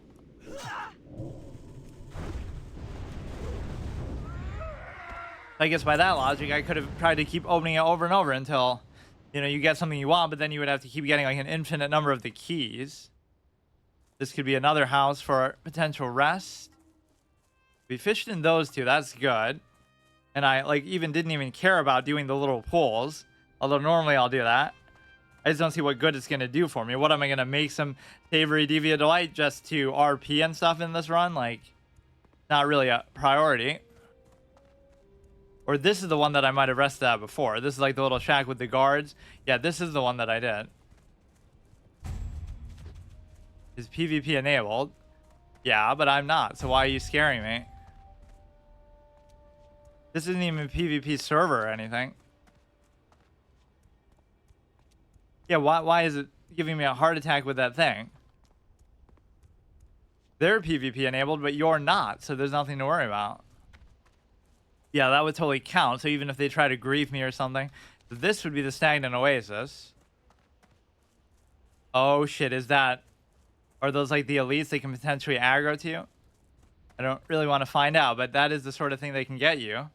Although they'll be like sort of slow pacing even though they're on mounts. Let's try to find maybe the lizard first, then we can do this on the way back. Although I have very little space to even put this. That's just depressing. That might be the best drop we're going to get anytime soon. You have to make up for it by just getting an offhand, which we can even get from a shop, or something very simple like that. Yeah, you got to stay away from the roads, which is almost counterintuitive. You think it's safer on the roads, but those stupid chicks on the, whatever, the night sabers can get you killed. See, all these things that I've even forgotten that you'll get reminded of vaguely as you're going through this. And I normally would not have to be afraid of them. Right? Because they'd be on my side. Not that I spent a lot of time in the zone anyway. Southern Baron. So let's see if there's a Kodo on my radar. You might have to go really far south to do this. Why are the raptors just like everywhere? Isn't that what that is? I'm just imagining it. Not even lamenting my most recent pat. Whatever. We'll basically make our way to Camp Tarajo. They are going to have a very large aggro range too. Worst case, maybe our bomb could save us. But this one, they send you like really far out of the way. So this is where the guy wants you to get all the Quillbore stuff. 60 of them at that. But that you can do collectively throughout. Like all the Quillbore camps in the whole zone, of which there are going to be a lot because now you're getting closer to... Yeah, what a clown. He's like, I came to the Barrens to hunt Quillbore, but I hunted at the northern part and I couldn't find any. So then, basically, you end up in a situation... Now, this could be dangerous because... He's at my level within the 2-level range, but also You know, just the fact that they're casters means they could do some crazy shit to you. Even doing that is not going to be a big deal because I don't know how much he's going to rely on melee damage and stuff. Not like a too big a fan of this. They can go 100 to 0 pretty fast. That seems like what if he comes to his aid just because it's one of his own kind of.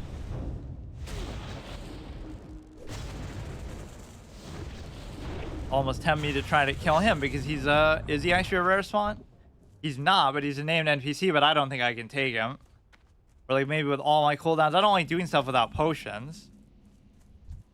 I should almost try. He's not gonna have any crazy ability, just like, well, that didn't take very many tries to actually do it. This is almost what I wanted to tame, something like that, just so it could have range and I wouldn't. So it would almost literally compensate for each other's deficiencies. Yeah, just go in the Wailing Caverns and get one of those and then power level him up to level 40 or whatever when I'm out there. This seems like a potentially bad idea, but he's not elite. He's not even a rare spawn. Rare spawns do often come with some sort of weird and unexpected abilities. We can always use a bomb. We can always use wing clip and get away. But we should almost start with the bomb. Just get a feel for how strong he's going to be. He's a big target, so... The one thing I don't have, though, are any of my other abilities. He's minding his own business peacefully. Yeah, I think we get kind of the impression that I can't do it. Now we're going to run into the Nightsaber chicks as we're doing this. You almost should never do that, where you waste the bomb at the beginning. But yeah, I think his initial damage sort of showed that we're a no match 106.55. It could just be a scary introduction, but... Now, is that because he's level 22 and we're pushing the luck of the rule of 2? Or is that because of the simple fact that he's obviously a named NPC? I think that's what it would have more to do with. A lot of these we could turn in the Barrens. I keep calling it that. Yes, it technically is the Barrens in the Crossroads. But I'll do that like on the way back, I guess, after we go to Ratchet. So I think we've done most of the Ratchet quests, unless there are going to be follow-ups, like when we turn these in, we'll get more, obviously. They could just keep me here till like level 30 at this rate, like how we almost got to level 20 in the level 1 to 10 zones. I don't even know how that's possible, but we did like a lot of weird stuff, and a lot of stuff is higher level. Maybe not quite level 20, but, you know, between Silverpine Forest going in and out. Because I basically treated Turistfall and Durotar as two different things where, I don't know, it was just like, oh, here's another one. The centaur presence here, like, outnumbers. That's the whole meme of some of these games. Like, I always said that with Skyrim. Like, there's 10 to 1, even without respawns, of enemies in the world versus humanoids. So basically, you know, it just makes it feel like such a weird thing. Like, there's more centaur in this zone than there are orcs or any friendly NPCs, any horde NPCs. There's more quillbore in this zone than any friendly NPC. So you'd think they'd be a little bit more panicked by the state of how everything is, like, so chaotic. But there's such a still sense of peace and all this kind of other stuff.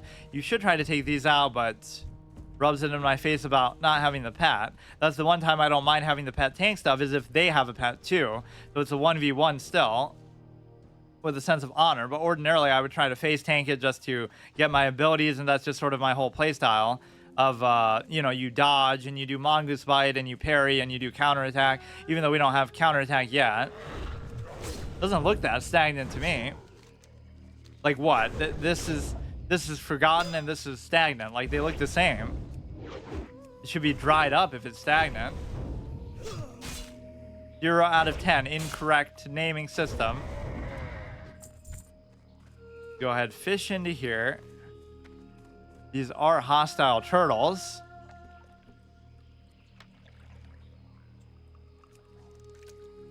Whoops. Problem is we won't be able to loot anything from this. So once again, we have to find, oh my god, something to dump out of my inventory. Or we could find one of their bonfires to burn stuff in. I don't know if that should even count. You'd be able to use this guy's totem to do that. None of this seems particularly necessary to kill unless you have like a named NPC for it.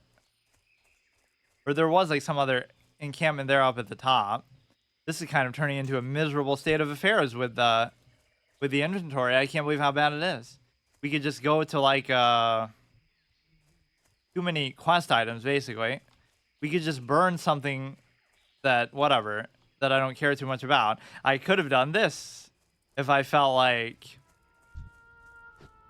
you know, if I felt that I got the other axe. There could be another chest in this one is the point. There's like something up there. You would be able to burn something here. I just don't even know what though. Is there nothing? You could burn the linen. Like it seems like a waste, but I can't figure out what to do anymore. I'm just running out of space so badly. Who would have thought the hardest condition of this run isn't permadeath, isn't the fact that you're only using melee, isn't the fact that I'm even now sort of resolving not to have a pet. It's literally just the fact that, why are you here? Sunscale Screecher, those were the ones like up at the top there. The raptors just have too much persistence in this zone. They're just everywhere randomly. It almost doesn't even fit. Yeah, there is some quest that involves picking up the mushrooms. I can't remember if I already got it or maybe it's a class quest somehow. I don't think I did anything really. Been in the Barrens for like 5 episodes or something, and I've done like hardly any quests for it. We could fish there, but I do want to see this other... Or we're going to get like 2 items from it now, from the chest, and then we won't have enough room for both. Of course, whenever I use that, I won't even still have room. That's the thing. Right, as soon as I put away my fishing pole, or put it on, then I have to put the fish back in there. And I would never dare to burn that precious fish.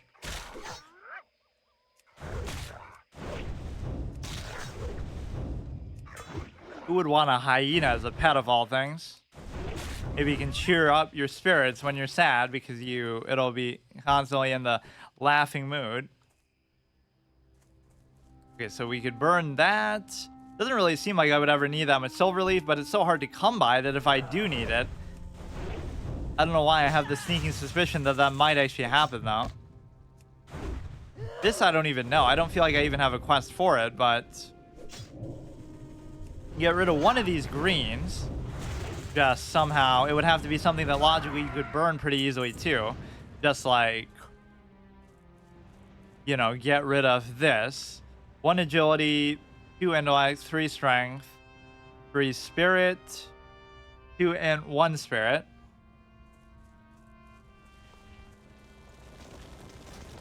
Get rid of even the constellation greens that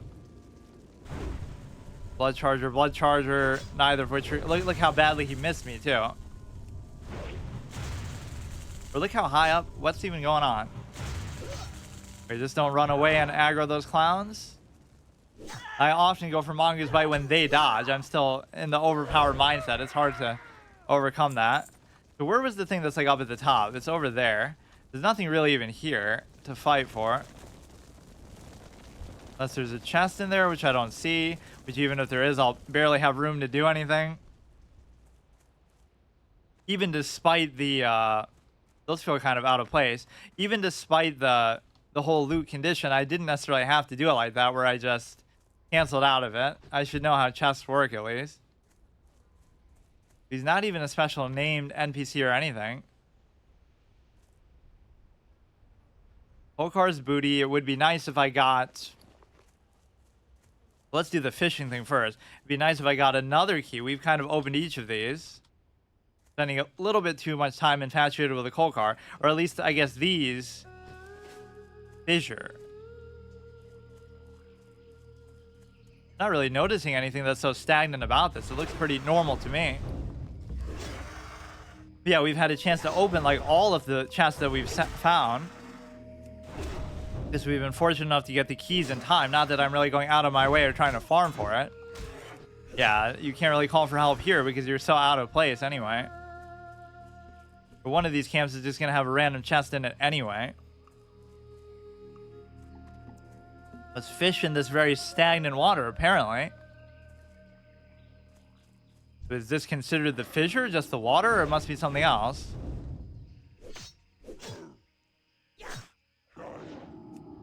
Or just the fact that the turtles are hostile are clearly going to be the problem. I like when they mix all these random abilities together. Like, you're not a warlock. That, I mean, I guess I could just get and use right away, but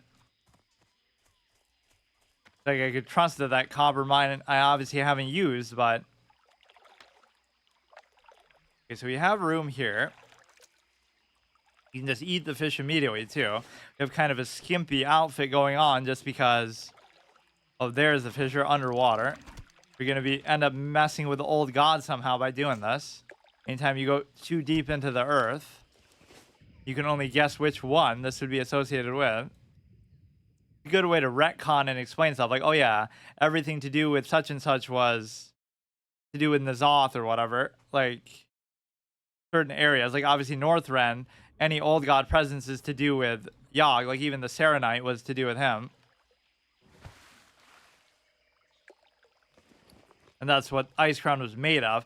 There's almost some sort of subliminal feeling that, oh, everything was corrupted and went crazy because of him. But then again, they already kind of did that. And Yogg didn't like the Lich King. He even says, you know, no king rules forever. And then there's some kind of theory that I actually liked, but I don't think they ever... Wait, did I even... Within it and observe. I don't see what I really observed, though. Did I miss something? Some kind of crazy story moment. We're trying to do completionist quest run, but I don't know what that was. It just happened so quickly.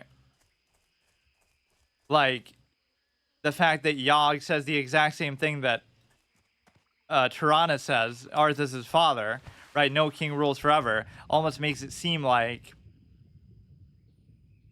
it just makes it seem that that's almost Yogg talking. It's not really Tyrannus. It's Yogg saying it just to justify that you air bubbles allow breathing. Fissure plant. Okay, at least you get something from it. It's Yogg speaking to try to set up Bolvar as the Lich King because that's part of his plan to whatever. Like that's what he wants. He wants a weak Lich King. He wants the conflict to continue. There must always be a Lich King. Like that always seemed like a weird line. There didn't have to be one before. And like I love that stupidity of it actually. Without the Lich King, the undead would wash over this land and kill everybody. Oh, wait. Isn't that what he was trying to do anyway? Like, oh no, part of Arthas was still good and he was trying to... Like, that's such a stupid explanation. He was trying to kill you anyway. And probably in the most... So basically what you're saying is he's a shitty villain. He was less efficient than if they just randomly did stuff on their own, as mindless as they even are. He's supposed to be this master strategist and genius, but oh wait, that was Ner'zhul, and then they wrote Ner'zhul out of the story stupidly. We really would feel more compelled to go to the crossroads, but I caught myself that time. Okay, so we can try to do the Kolkar booty thing one more time. And just kind of go to Ratchet, turn some of the stuff in, do the pirate thing. Yeah, think about what I've done with this series too. Like, I haven't gotten rested experience ever.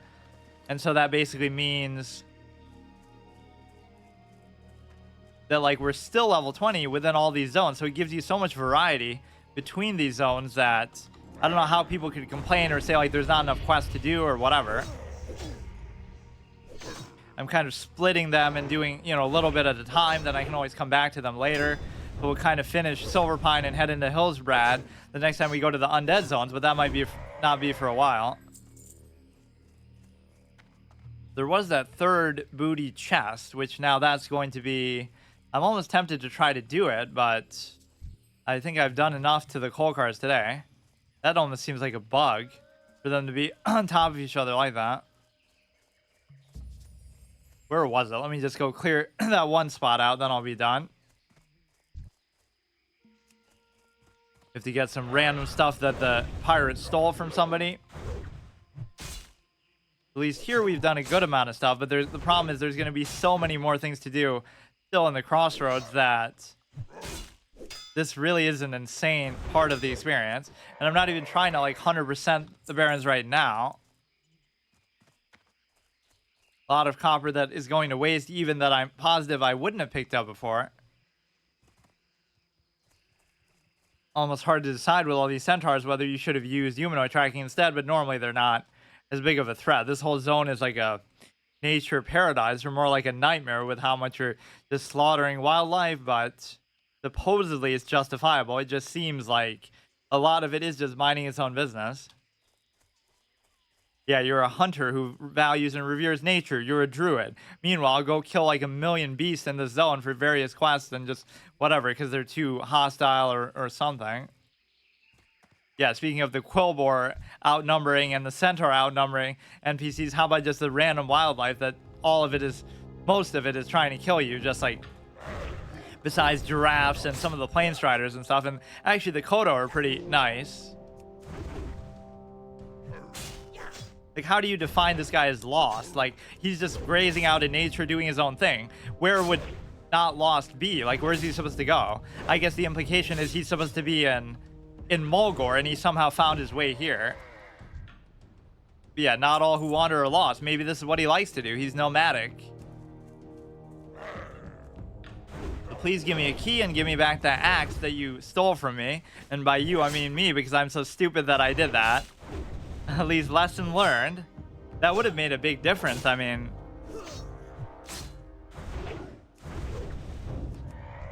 you know, any upgrade is good. In the long run, it's not a big deal, but it's just kind of exciting too.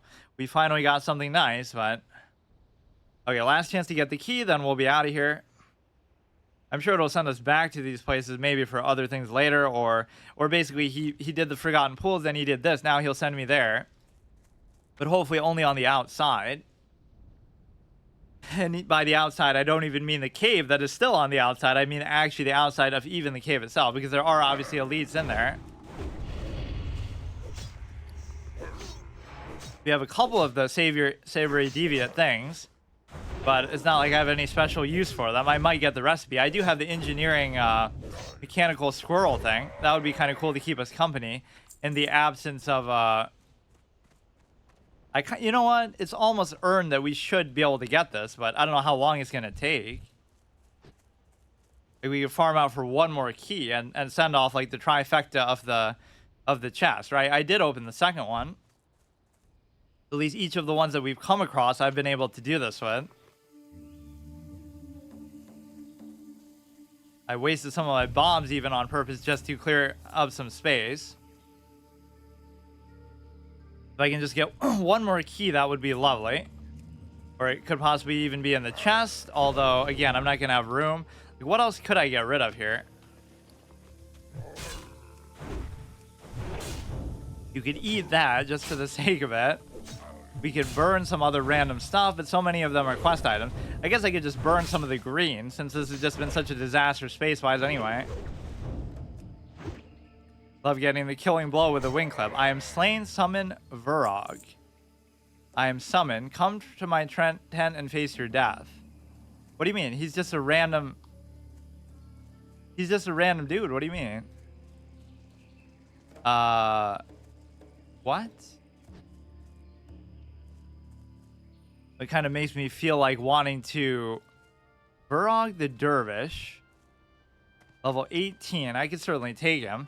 Are you going to have a higher rate of dropping a key? We have the chest there, too. So what, you just kill some random Kolkar Marauder? Like a generic name thing. It's not like he's a named NPC. I am slain. This guy has like some kind of ego thing. There's nothing special about that guy.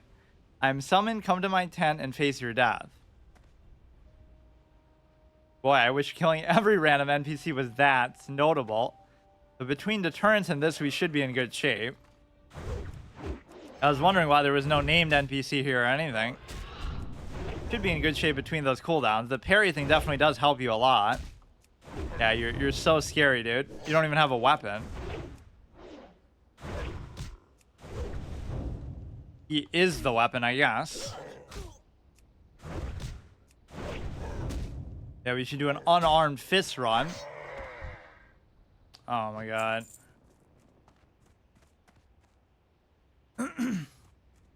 Well, we got our little named NPC that we asked for unexpectedly, though. So what, like any one of those that I killed would have caused him to summon, or I guess just the one who's closest to it? I don't even know. Those can be really annoying, especially when you're in the middle of combat with something else. We'll try the chest maybe for it. Now I'm kind of enamored with the idea of opening the goddamn chest, no matter what.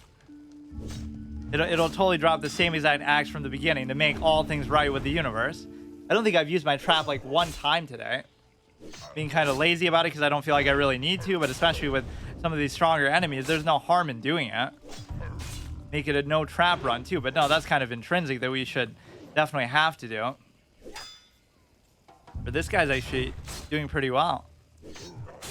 That stupid clown is going to aggro with the dog. These things do have a way of rubbing in your face about all the things you can't do in the world, like Fight Club of the Eagle, get just to sell, the potions I can barely even hold on to.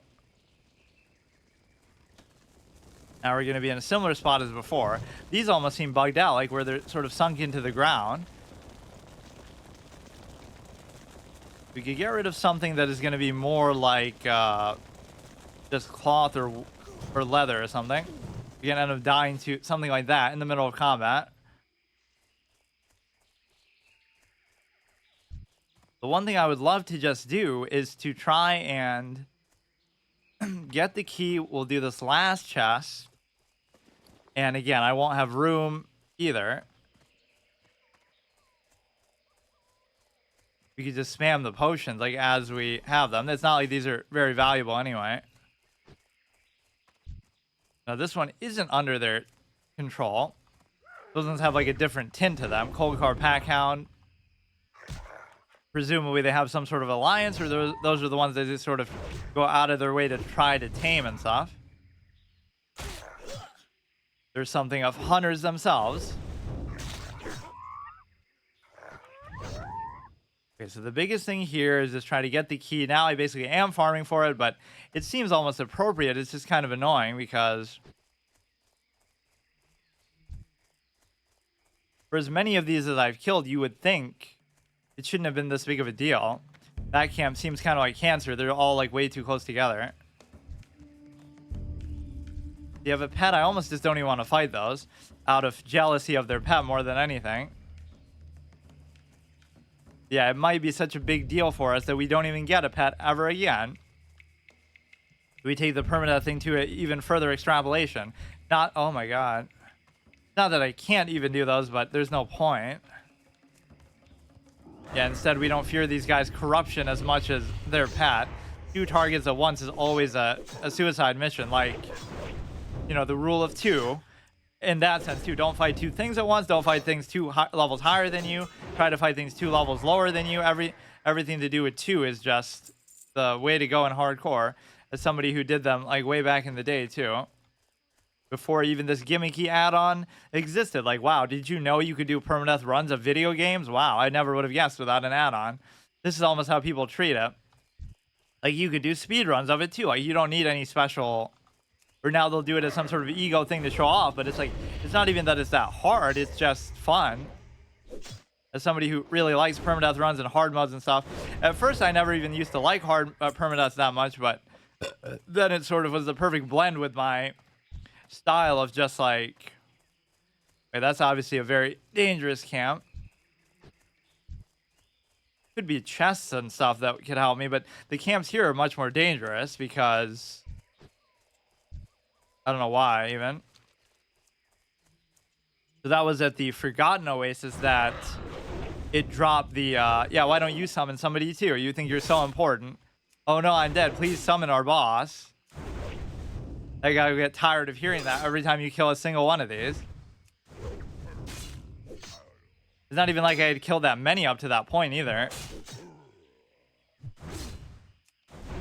That is so random. So basically, I'll get to level 60 here if it was the South Park effect. Ken's empty keg. I wasn't even thinking about doing this one. I'll get to level 60 by South Park standards here, like killing boars, before I ever get the goddamn key.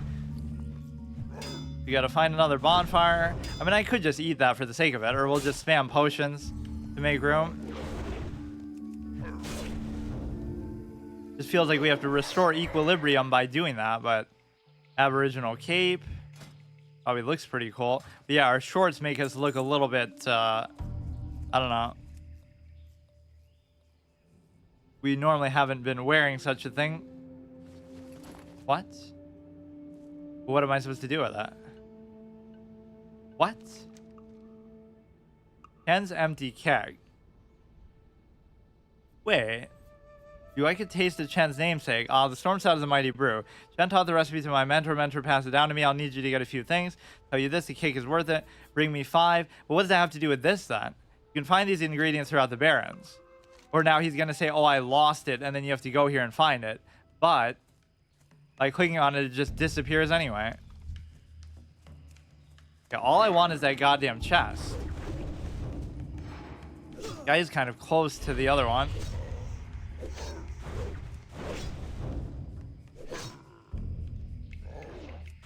Okay, go, go, go. Come on, man. Give me the goddamn key. It didn't add the keg or anything to my inventory. It's just kind of there. We can guzzle the other potion just to make space. I've wasted a lot of stuff today, actually, for that exact reason. Seeing that kind of reminds me of the pet and what the goblins might have done to it, because we didn't even have a chance to give it a proper burial. This I almost feel bad for doing, but not really, because it feels kind of like something appropriate. Like it's a good checkpoint for the area, but now the downside is we're gonna make all the other quests green and have to do those too. But quite frankly, there's so many to pick up in there anyway that... How many do we actually have to turn in? 1, 2, 3, 4, 5. Most of them are in the crossroads, though, not Ratchet. Some of them I feel like just don't drop it, maybe. Only certain kinds. Because how can it be this low of a drop chance? Guess I'll go till I get to level 21 and then I'll stop, but I don't even want to waste that much time. You just go to Ratchet, turn the stuff in, and then I wanted to do the pirate quest too. Shipment of boots, telescopic lens. These camps are getting actually a little bit difficult to deal with. And these creatures are kind of out of their element because there's so few that there's nobody to really call upon. You never know where those erratic pack leaders are going to go, actually. So this could be a little bit dangerous. We're a little bit close to him. You got to be fearful even of stuff that's much lower level than you because... You know, you aggro 2, 3 things at once with a couple weird abilities. I'm slaying some in Varrock. I mean, we've already been through this, dude. Some of them just have random priority. Here, you can't even hear him yelling, I guess. Or he just doesn't care. He's ghosting them now. Literally, though, because he's already dead. Yeah, deterrence has been pretty good so far. I've certainly not been deterred from wanting to use it. Like, you can just spam it whenever you want. Ceremonial ankle guards, but that's still the green that we got from, like, the sepulcher. We sort of just got it from some NPC.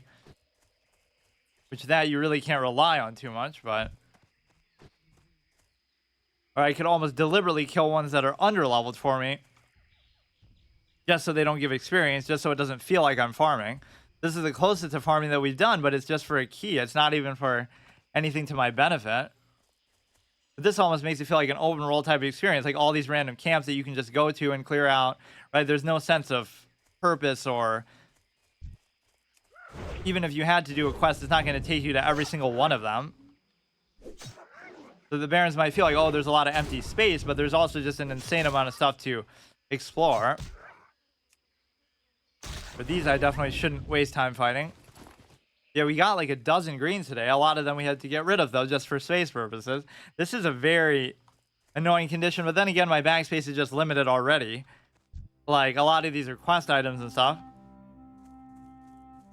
Okay, maybe I'll clear out a few more. Or no, that's a good checkpoint. If we get to level 21, I'll just move on, but you would hope I would get a single key by then, and then I'm going to botch the space thing again.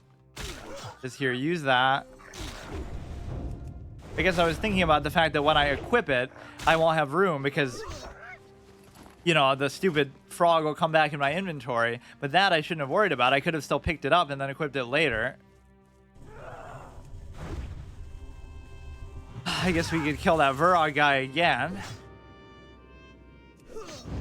Yeah, that you should say for named NPCs or rare spawns, deterrence. You shouldn't use like every other fight the way that I sometimes do with my racial, that you almost have to do sometimes. Dash of the monkey. Now this might actually be an upgrade for us. It's almost like we shouldn't be allowed to change our gear in combat areas either. We should have to wait till we get back to town. But I haven't really said that so far. The mine's already better anyway.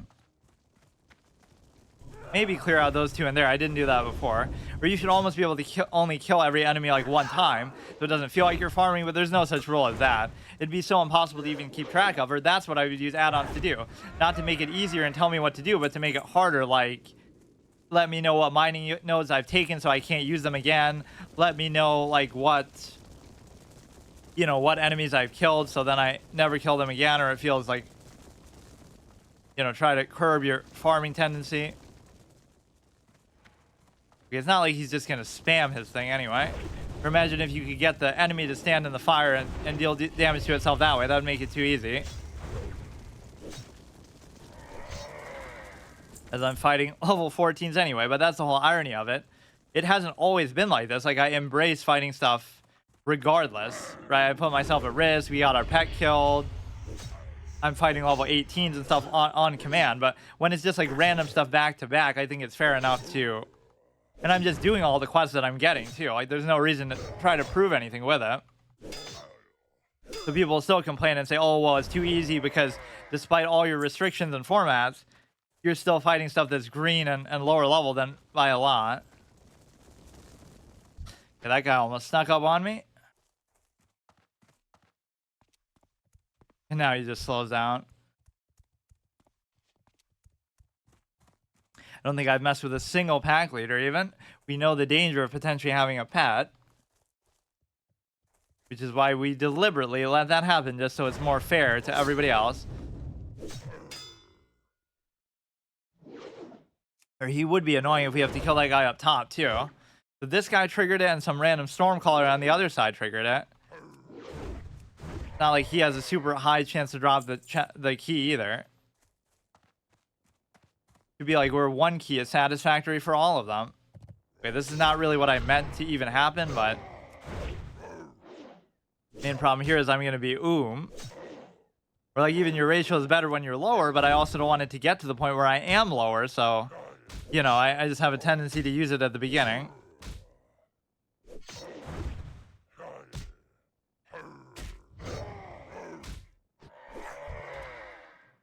Yeah, I mean, he might have a higher chance to drop the key, but either way, in 2 tries, he hasn't. The centaurs are turning me into a filthy farmer. Like, even how we fought our way to Ratchet, like, we're killing stuff on the way, so it's not like I'm farming it. We're going out of my way to do anything, but we certainly just did get a ridiculous amount of greens today, though, period. A lot of which weren't even from chests or anything. Of course, that does become more common as you just get higher leveled, but I think getting to 21 would be okay here. I just would gladly stop if I get the chest. One of those pack leader clowns is going to sneak up on me. But yeah, I wish the crit chance applied to wing clip too. A lot of our spells are behind too, but that's just because of the money thing, partly because of the drunkenness. This is us like trying to get back into fighting form after all the irreparable harm that did to us. The few episodes of being a drunk alcoholic to try to overcome the loss of our pet. So the philosophy here is you're so busy you didn't have time. You didn't have time to go back to town or be sad or get distracted. You were just sort of so goal focused today. You even logged into an area that was like at the top there. You were already in the middle of work, like doing something for the goblin, doing something for all these other people. So you were too busy to even dwell on that. That's how you kind of overcame it. And partly the fact that we can dual wield would make it so that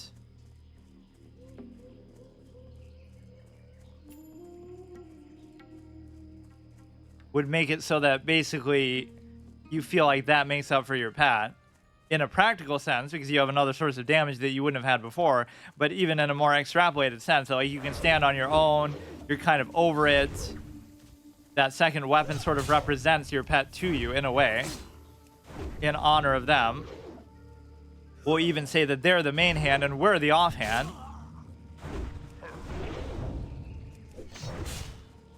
So our pet is still going to outdamage us in the long run.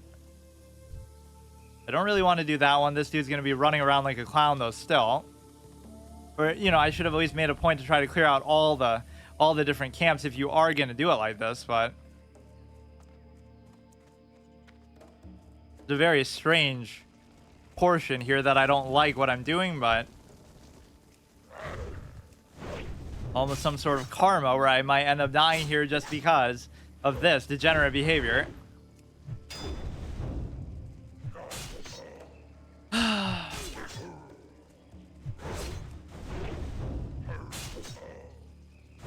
Let's see what you got. Okay, we'll go, like I said, till at most 21. Let me try to clear out maybe some of these other camps. Isn't this kind of weird, though, how hard it is to get these to drop? I'm just assuming I won't kill Centaur, like, ever again, so... Now, if I am going to do these, I should probably take care of this guy. He's going to sneak up on me when I least expect it. We could take out his pet first and reset and then do it again.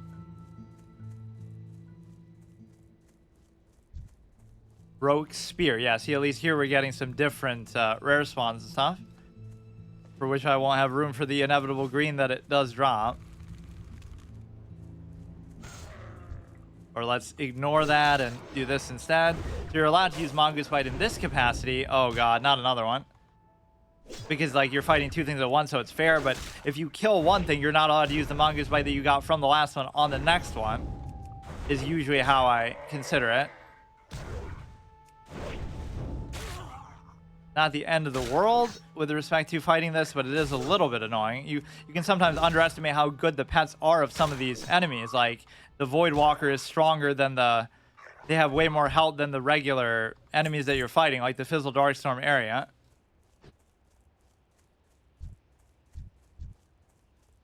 Isn't that like a good luck charm? Rabbit's Foot.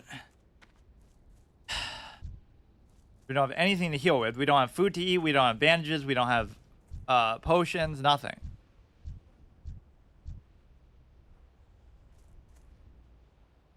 Broke spear. It takes more to make a centaur leader than a broken spear.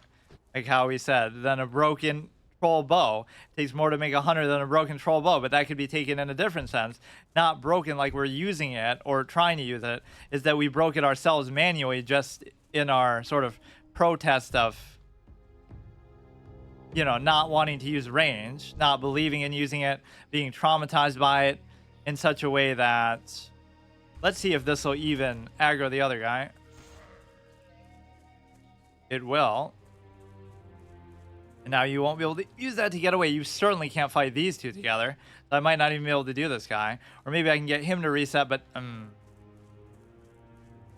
running low on even those bombs, but I do have plenty of copper. It's just I don't want to waste it on these. I could maybe have pulled it so we'd aggro one, but not the other, but... Could be difficult. These are pretty honorable sometimes about not running away, or maybe I'm just killing them so fast they don't get the chance to do it. We flinch every time we see a ranged weapon like that. It's just, you know, goes against our whole belief system. Our character is pro gun control, but even then they wouldn't go that far to make such a ridiculous claim for others. They just don't believe in using them themselves. Okay, this guy's gonna be annoying. Maybe I can aggro this one without the other one, but it seems unlikely. I'm gonna waste like 1,000,000 bombs trying to do this. See, it doesn't look like it's hitting him, but it still will. Okay. At least here you have a clear open space to try to do this. So maybe one of these will reset and the other won't. That's my whole thought process. Try to kind of leash it just right enough. Although I could get myself in trouble. And that's kind of the wrong way to do it, because if you do it from the other way, you'll at least aggro this one and heal reset. There's enough distance between them where you would think that might even be possible. This guy's being a little bit annoying, but I almost don't even want to mess with it.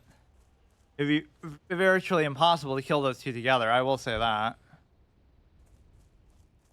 And they are sort of scripted in such a way to aggro together.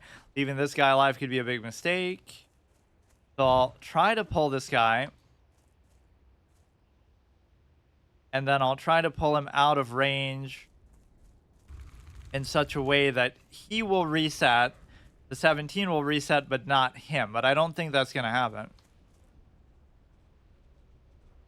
Is he going to, like, root me? Let's sort of inch away, inch away. Or maybe we can still do it. It's just very tricky. He's not really doing anything.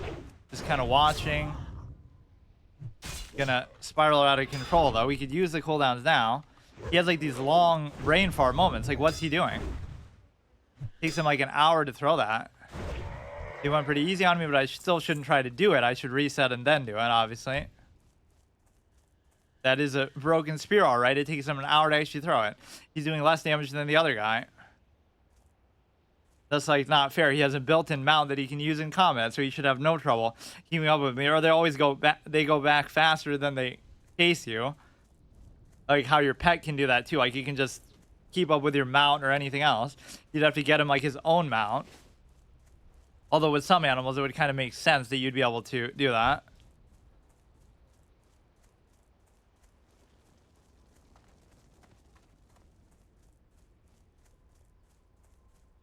Gotta watch this clown, but we should be able to take care of him. For now, by the time we fight him, because of how long this took, we're gonna start to have respawns anyway. Okay, so we can start off with the bomb again. We're using this to pull at a range quite a bit now. Almost like our bomb we try to use in spite to make up for the fact that we don't have a pet or anything. Kind of want to outer range him just to pull him away in case we do get respawns and stuff. We don't have the racial or deterrence up, though, so we have to kind of fight this very base. He's still using it as range, but it's very shitty. Just don't know if he's going to do some unexpected ability or something unexpected is going to aggro, too. What is this? What is this? Time between attacks, movement speed. As long as it doesn't do any damage over time, I'd be in good shape. Just don't aggro anything. Kind of underestimated him talking trash about his broken spear. Basically, we can get 1 million of these before we ever get 1 million of these before we ever get a key. And the fact that we don't have food or anything does make me nervous after fights too, because I have such a... we want to check the chest, but it's going to be difficult because stuff will start to respawn now. And certainly he would have been tied to it, or maybe he wouldn't have been. The amount that I underestimate rare spawns is actually kind of stupid because, you know, you wouldn't really... now somehow this guy's going to be tied to it even though he has nothing to do with that. Give me some food from it and I'll just eat it on the spot. Give me that same axe. Leather bag is actually going to be an upgrade. Inventory is full. How ironic. Whatever, dude. I don't know what that even does. It's going to give you increased spirit.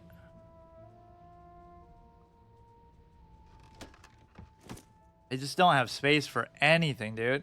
Yeah, we're going to need earth root for some random engineering thing, and I'm not going to have it. I'm going to remember this moment.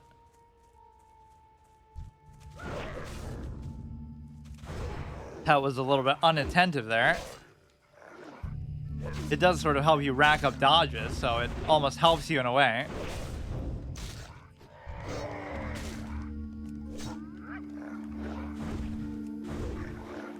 Yeah, that's not how it would be with your pet at all. If you die, your pet just goes away. Right, it's not going to still fight to the death. Okay, we'll go for a little bit longer. This 8-slot thing would be nice, though. You can just switch out like that. Or it's almost like you should do it here. You have obviously 2 8-slot banks here, and then some of these can start to go in the bank. But then again, you need a gold to even make the bank count. Because... you know, I have too many slots already, so I bought whatever ones were cheap enough to get.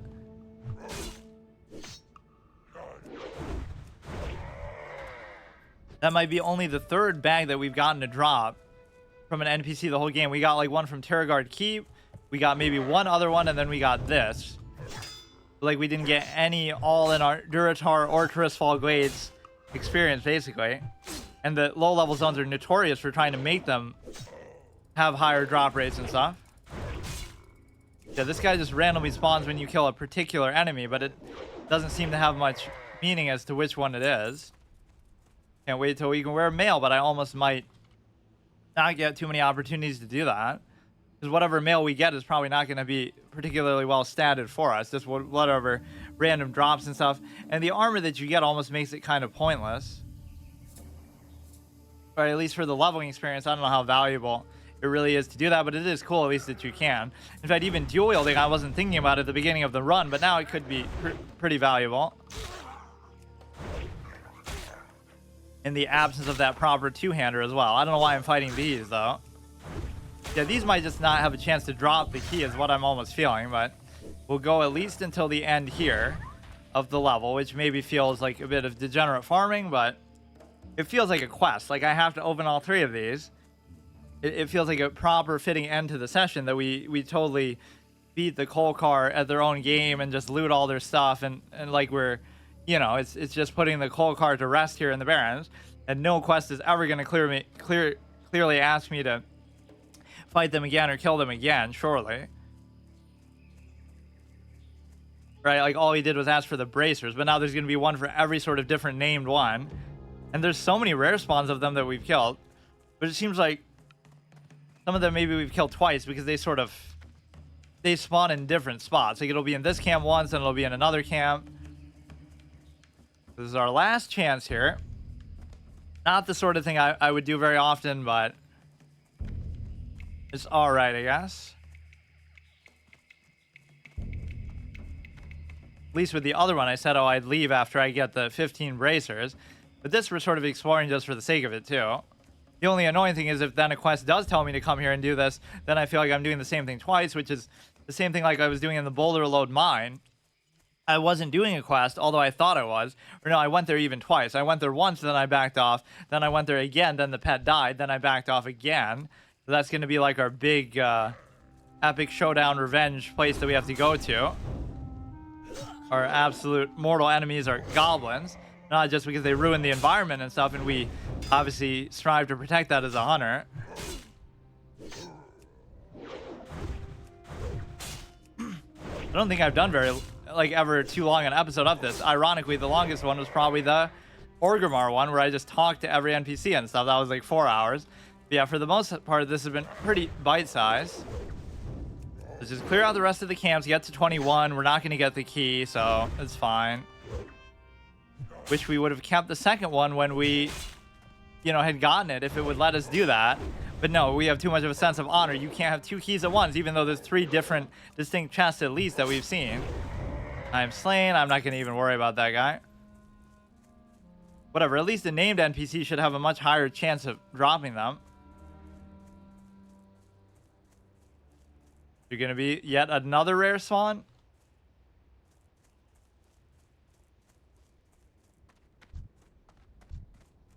Or like even the chest could have a chance. Like, there's so many things that now this could potentially go wrong. That's one of the scariest things, actually.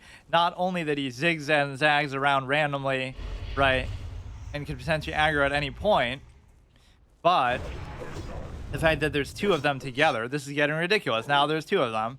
Those exist just to troll you in the context of the rule of 2 that I always pose. Done a pretty good job at avoiding them, too. Now they're all doubling up. They're trying to name drop him, dude. He's already summoned. What do you want him to do? Like, just make a copy of himself? Literally split in 2? Do like some kind of old god's magic? Yeah, they keep it pretty subtle that the Kolbor have a deal with, that they have a deal with the, Jesus Christ. With the Scourge. because somehow, you know, you don't really start to realize it until Razorfen downs. But like all this stuff, I don't know if that means that they're all subservient to that, or if that's just that one area and they're starting to take over them, or what they're doing. Or it's almost like the Quillbor sort of welcome it in willingly, sort of, just because they're so desperate for power and they're getting, you know, pushed out by the Horde from their natural environments that they just live in. Like,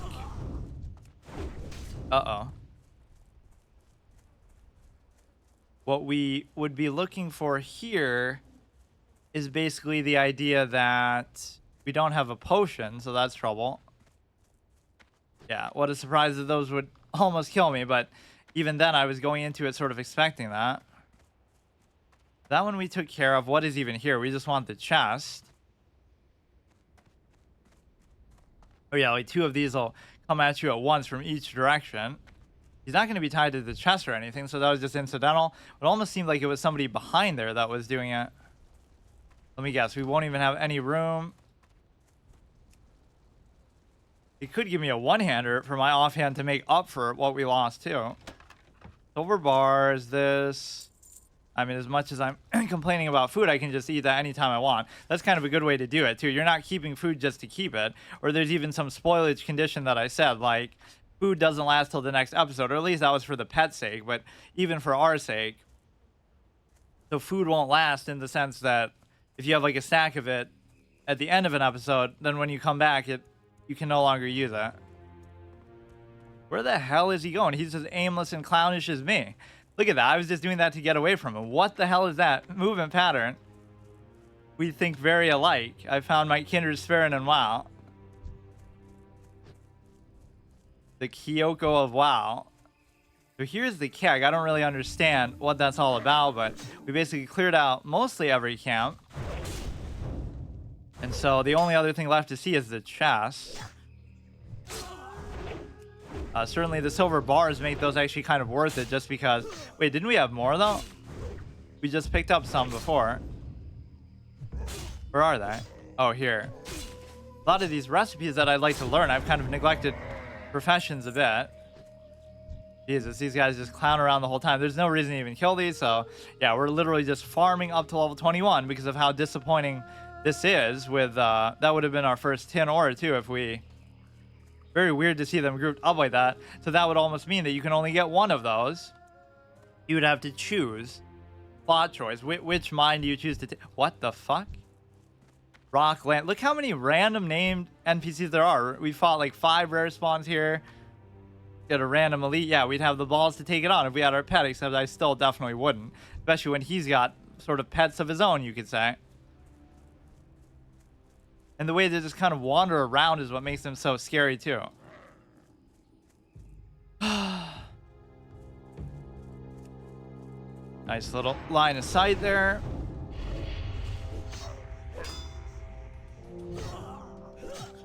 Jesus Christ. Maybe I won't even do the pirate one, but at least we got some quests done. I mean, next time should almost be the last Barons episode for now. Then we could always come back. But there's going to be a million quests in the Crossroads still, so I don't know whether that'll be accurate or not. Right? We still have to pick up all the ones we come across, and we have to do them up until... I have to remember to go back to the Sludge Fen for that reason, too. You know, as long as there's only yellow quests left. And I could say that even now. Like, once I turn these in, I'll only have yellows left. Although once I get to 21, it almost won't be the case. Look how they're cucking me on this key so bad, though. Yeah, this was kind of a bad thing to do, but... I'm sure there'll be other quests to make me kill these, but then that makes it feel even worse. So then that'll basically be like... You know, you can just try to remember. So the Stagnant Oasis, there's still one chest that I haven't opened. Chest Completionist Run. Not even because I want anything from it, although now I almost feel like I'm owed something from it. Just because I fucked up the first one. Why is this one so far out from the rest of them? Or even look at that.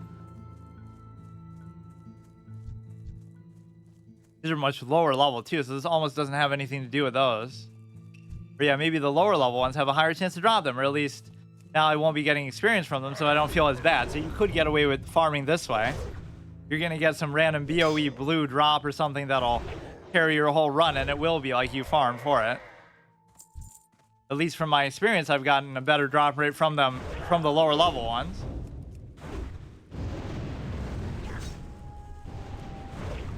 Yeah, we had that house above the crossroads that I'm pretty positive I didn't use.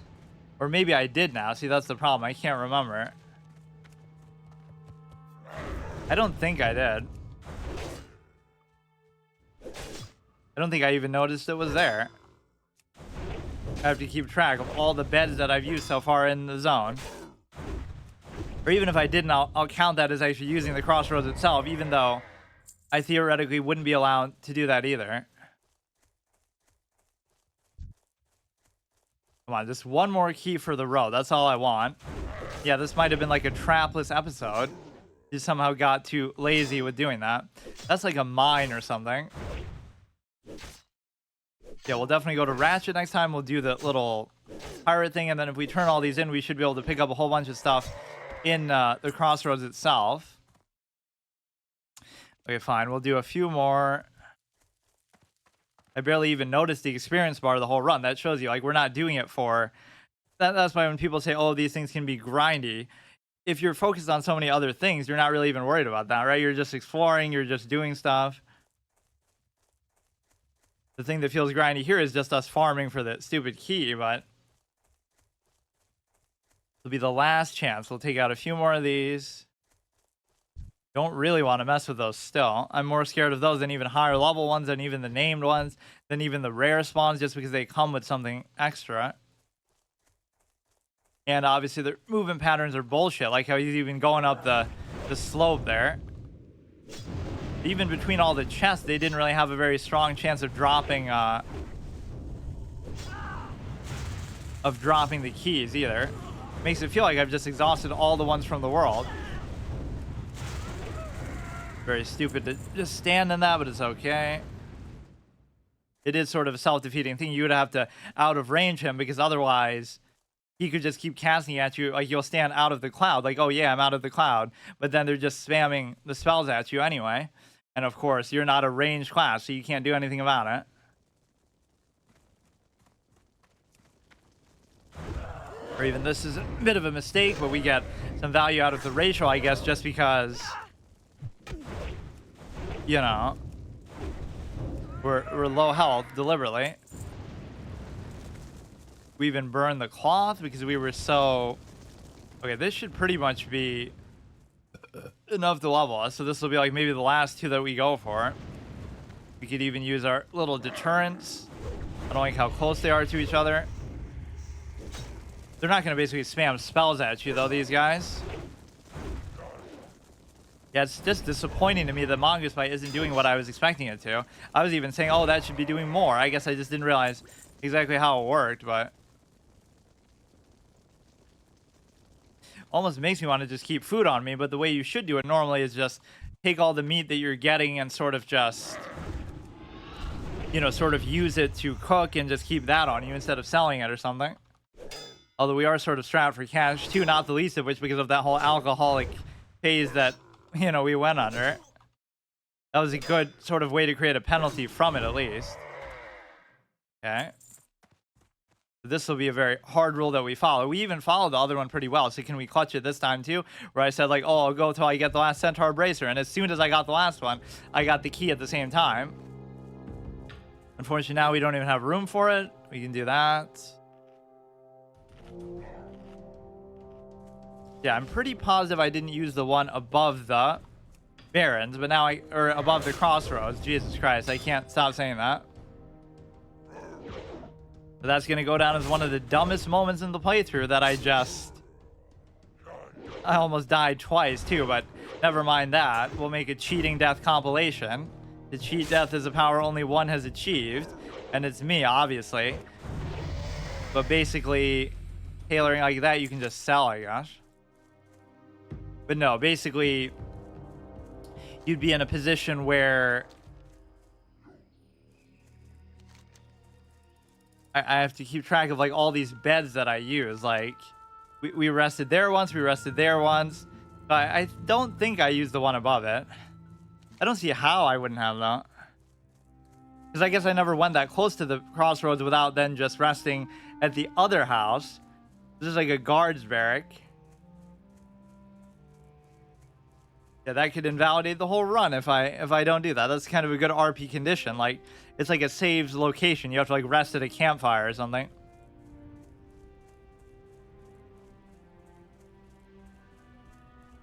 Yeah, we wouldn't even be allowed to do it in the crossroads itself, let's say. Although arguably that seems stupid. It's just because you wouldn't be able to rest in the inn because you don't want to get rest experience, but you could theoretically rest somewhere else in there and somehow justify it. But the reality is that it's too close to the other building that we just rested in before anyway, like this thing. We rested in this one. I don't think I did the one above it. I'm pretty positive because you rested with some guy and his kid there. Almost try to remember all the things we did once in the Far Watch post. We did once here. We did once in Ratchet. We did once below. We did once at the top, and then we did once at the crossroads. Like, not at the crossroads, but at this thing, which I consider basically to be the crossroads. Weapon dealer, this is fine. How about you give me an offhand one? One hand, that could be perfect actually for our purposes. 24, which we do have enough for. What could he buy? Any sort of weapon of mine. I don't want it to be that. Could be that. That's fine. No. Oh, whoops. I'm a bit of a moron. Fuck. It would have to be only. Are you kidding me? It would have to be only a weapon that we do. 6 here. So we can't use a mace anyway. Do we have another green weapon? We could get rid of that. Or that's 4. 21, 24. Anything else that he could buy? I guess a weapon should technically count. Right, he sells a staff, so selling a wand couldn't be beyond his limits. Why am I self-sabotaging myself with the weapon so much? So now we at least get that, which is decent. Where did it go? Yeah, this will be a one-hand, offhand, so it'll do a decent amount. 12 to 24, 7.2, so it's almost as good as this. Level 10, level 11, so that maybe takes some of the sting out of the fact that we lost that axe. We're going to lament that even more than the loss of our pet, but that couldn't be. How did I not even see this thing there? Yeah, I definitely don't think I've used it, so that'll be acceptable. Yeah, next time we go to Ratchet, we turn a lot of these quests in. We pick up more from the crossroads. And so that ideally will be the Baron's finale for now, and then we can always come back. We can work our way into Stone Town if we get to the threshold of like the yellow quest thing that we did. But it's going to be very hard to do here because a lot of these quests I haven't even picked up. I feel like that kind you don't really see that often. But now the fact that we leveled up means that some of these we're going to have to make a point to do too. Venture Company's Boulder Lode mine to the northeast. One of the miners discovered an emerald. I know a few buyers who'd be interested. Be willing to go half and half on its sales.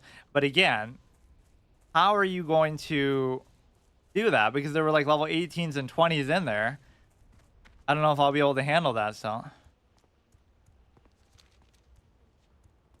But yeah, we're going to have to face our fear of that. We're going to have nightmares over him. Like, look at how this dynamically rubs something in my face. We just lost our pet not long ago, and it was exactly that same sort of wolf, which isn't even a native thing to this area. You only see those in, even though the orcs ride wolves, right? It's native to the Silverpine Forest. Guards are always telling jokes like in the other barracks that we slept in. Got to get our head to actually rest comfortably. Damn it. Yeah, normally we'd be looking for a place for our pet to sleep and stuff. Why does that not work? Now you go the opposite way. Your head should rest at the top of that and be like sort of clearly visible. Why did it seem like it wasn't clipping through it before? It's almost got to be like floating off, but not that far off. Yeah, now we get that creepy music to enjoy too. Always the creepiest music's in the houses, which sometimes fits with respect to,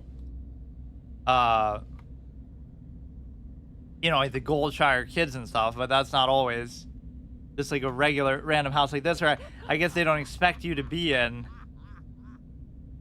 They don't expect you to be in houses like this for long periods of time anyway.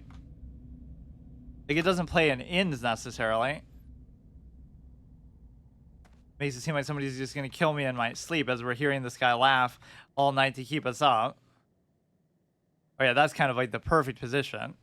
Makes it seem like your head is actually comfortable resting on that little wooden plank like it's a pillow. These should do the trick. Fish love Cobra. This guy's gonna keep me up all night. Jesus Christ.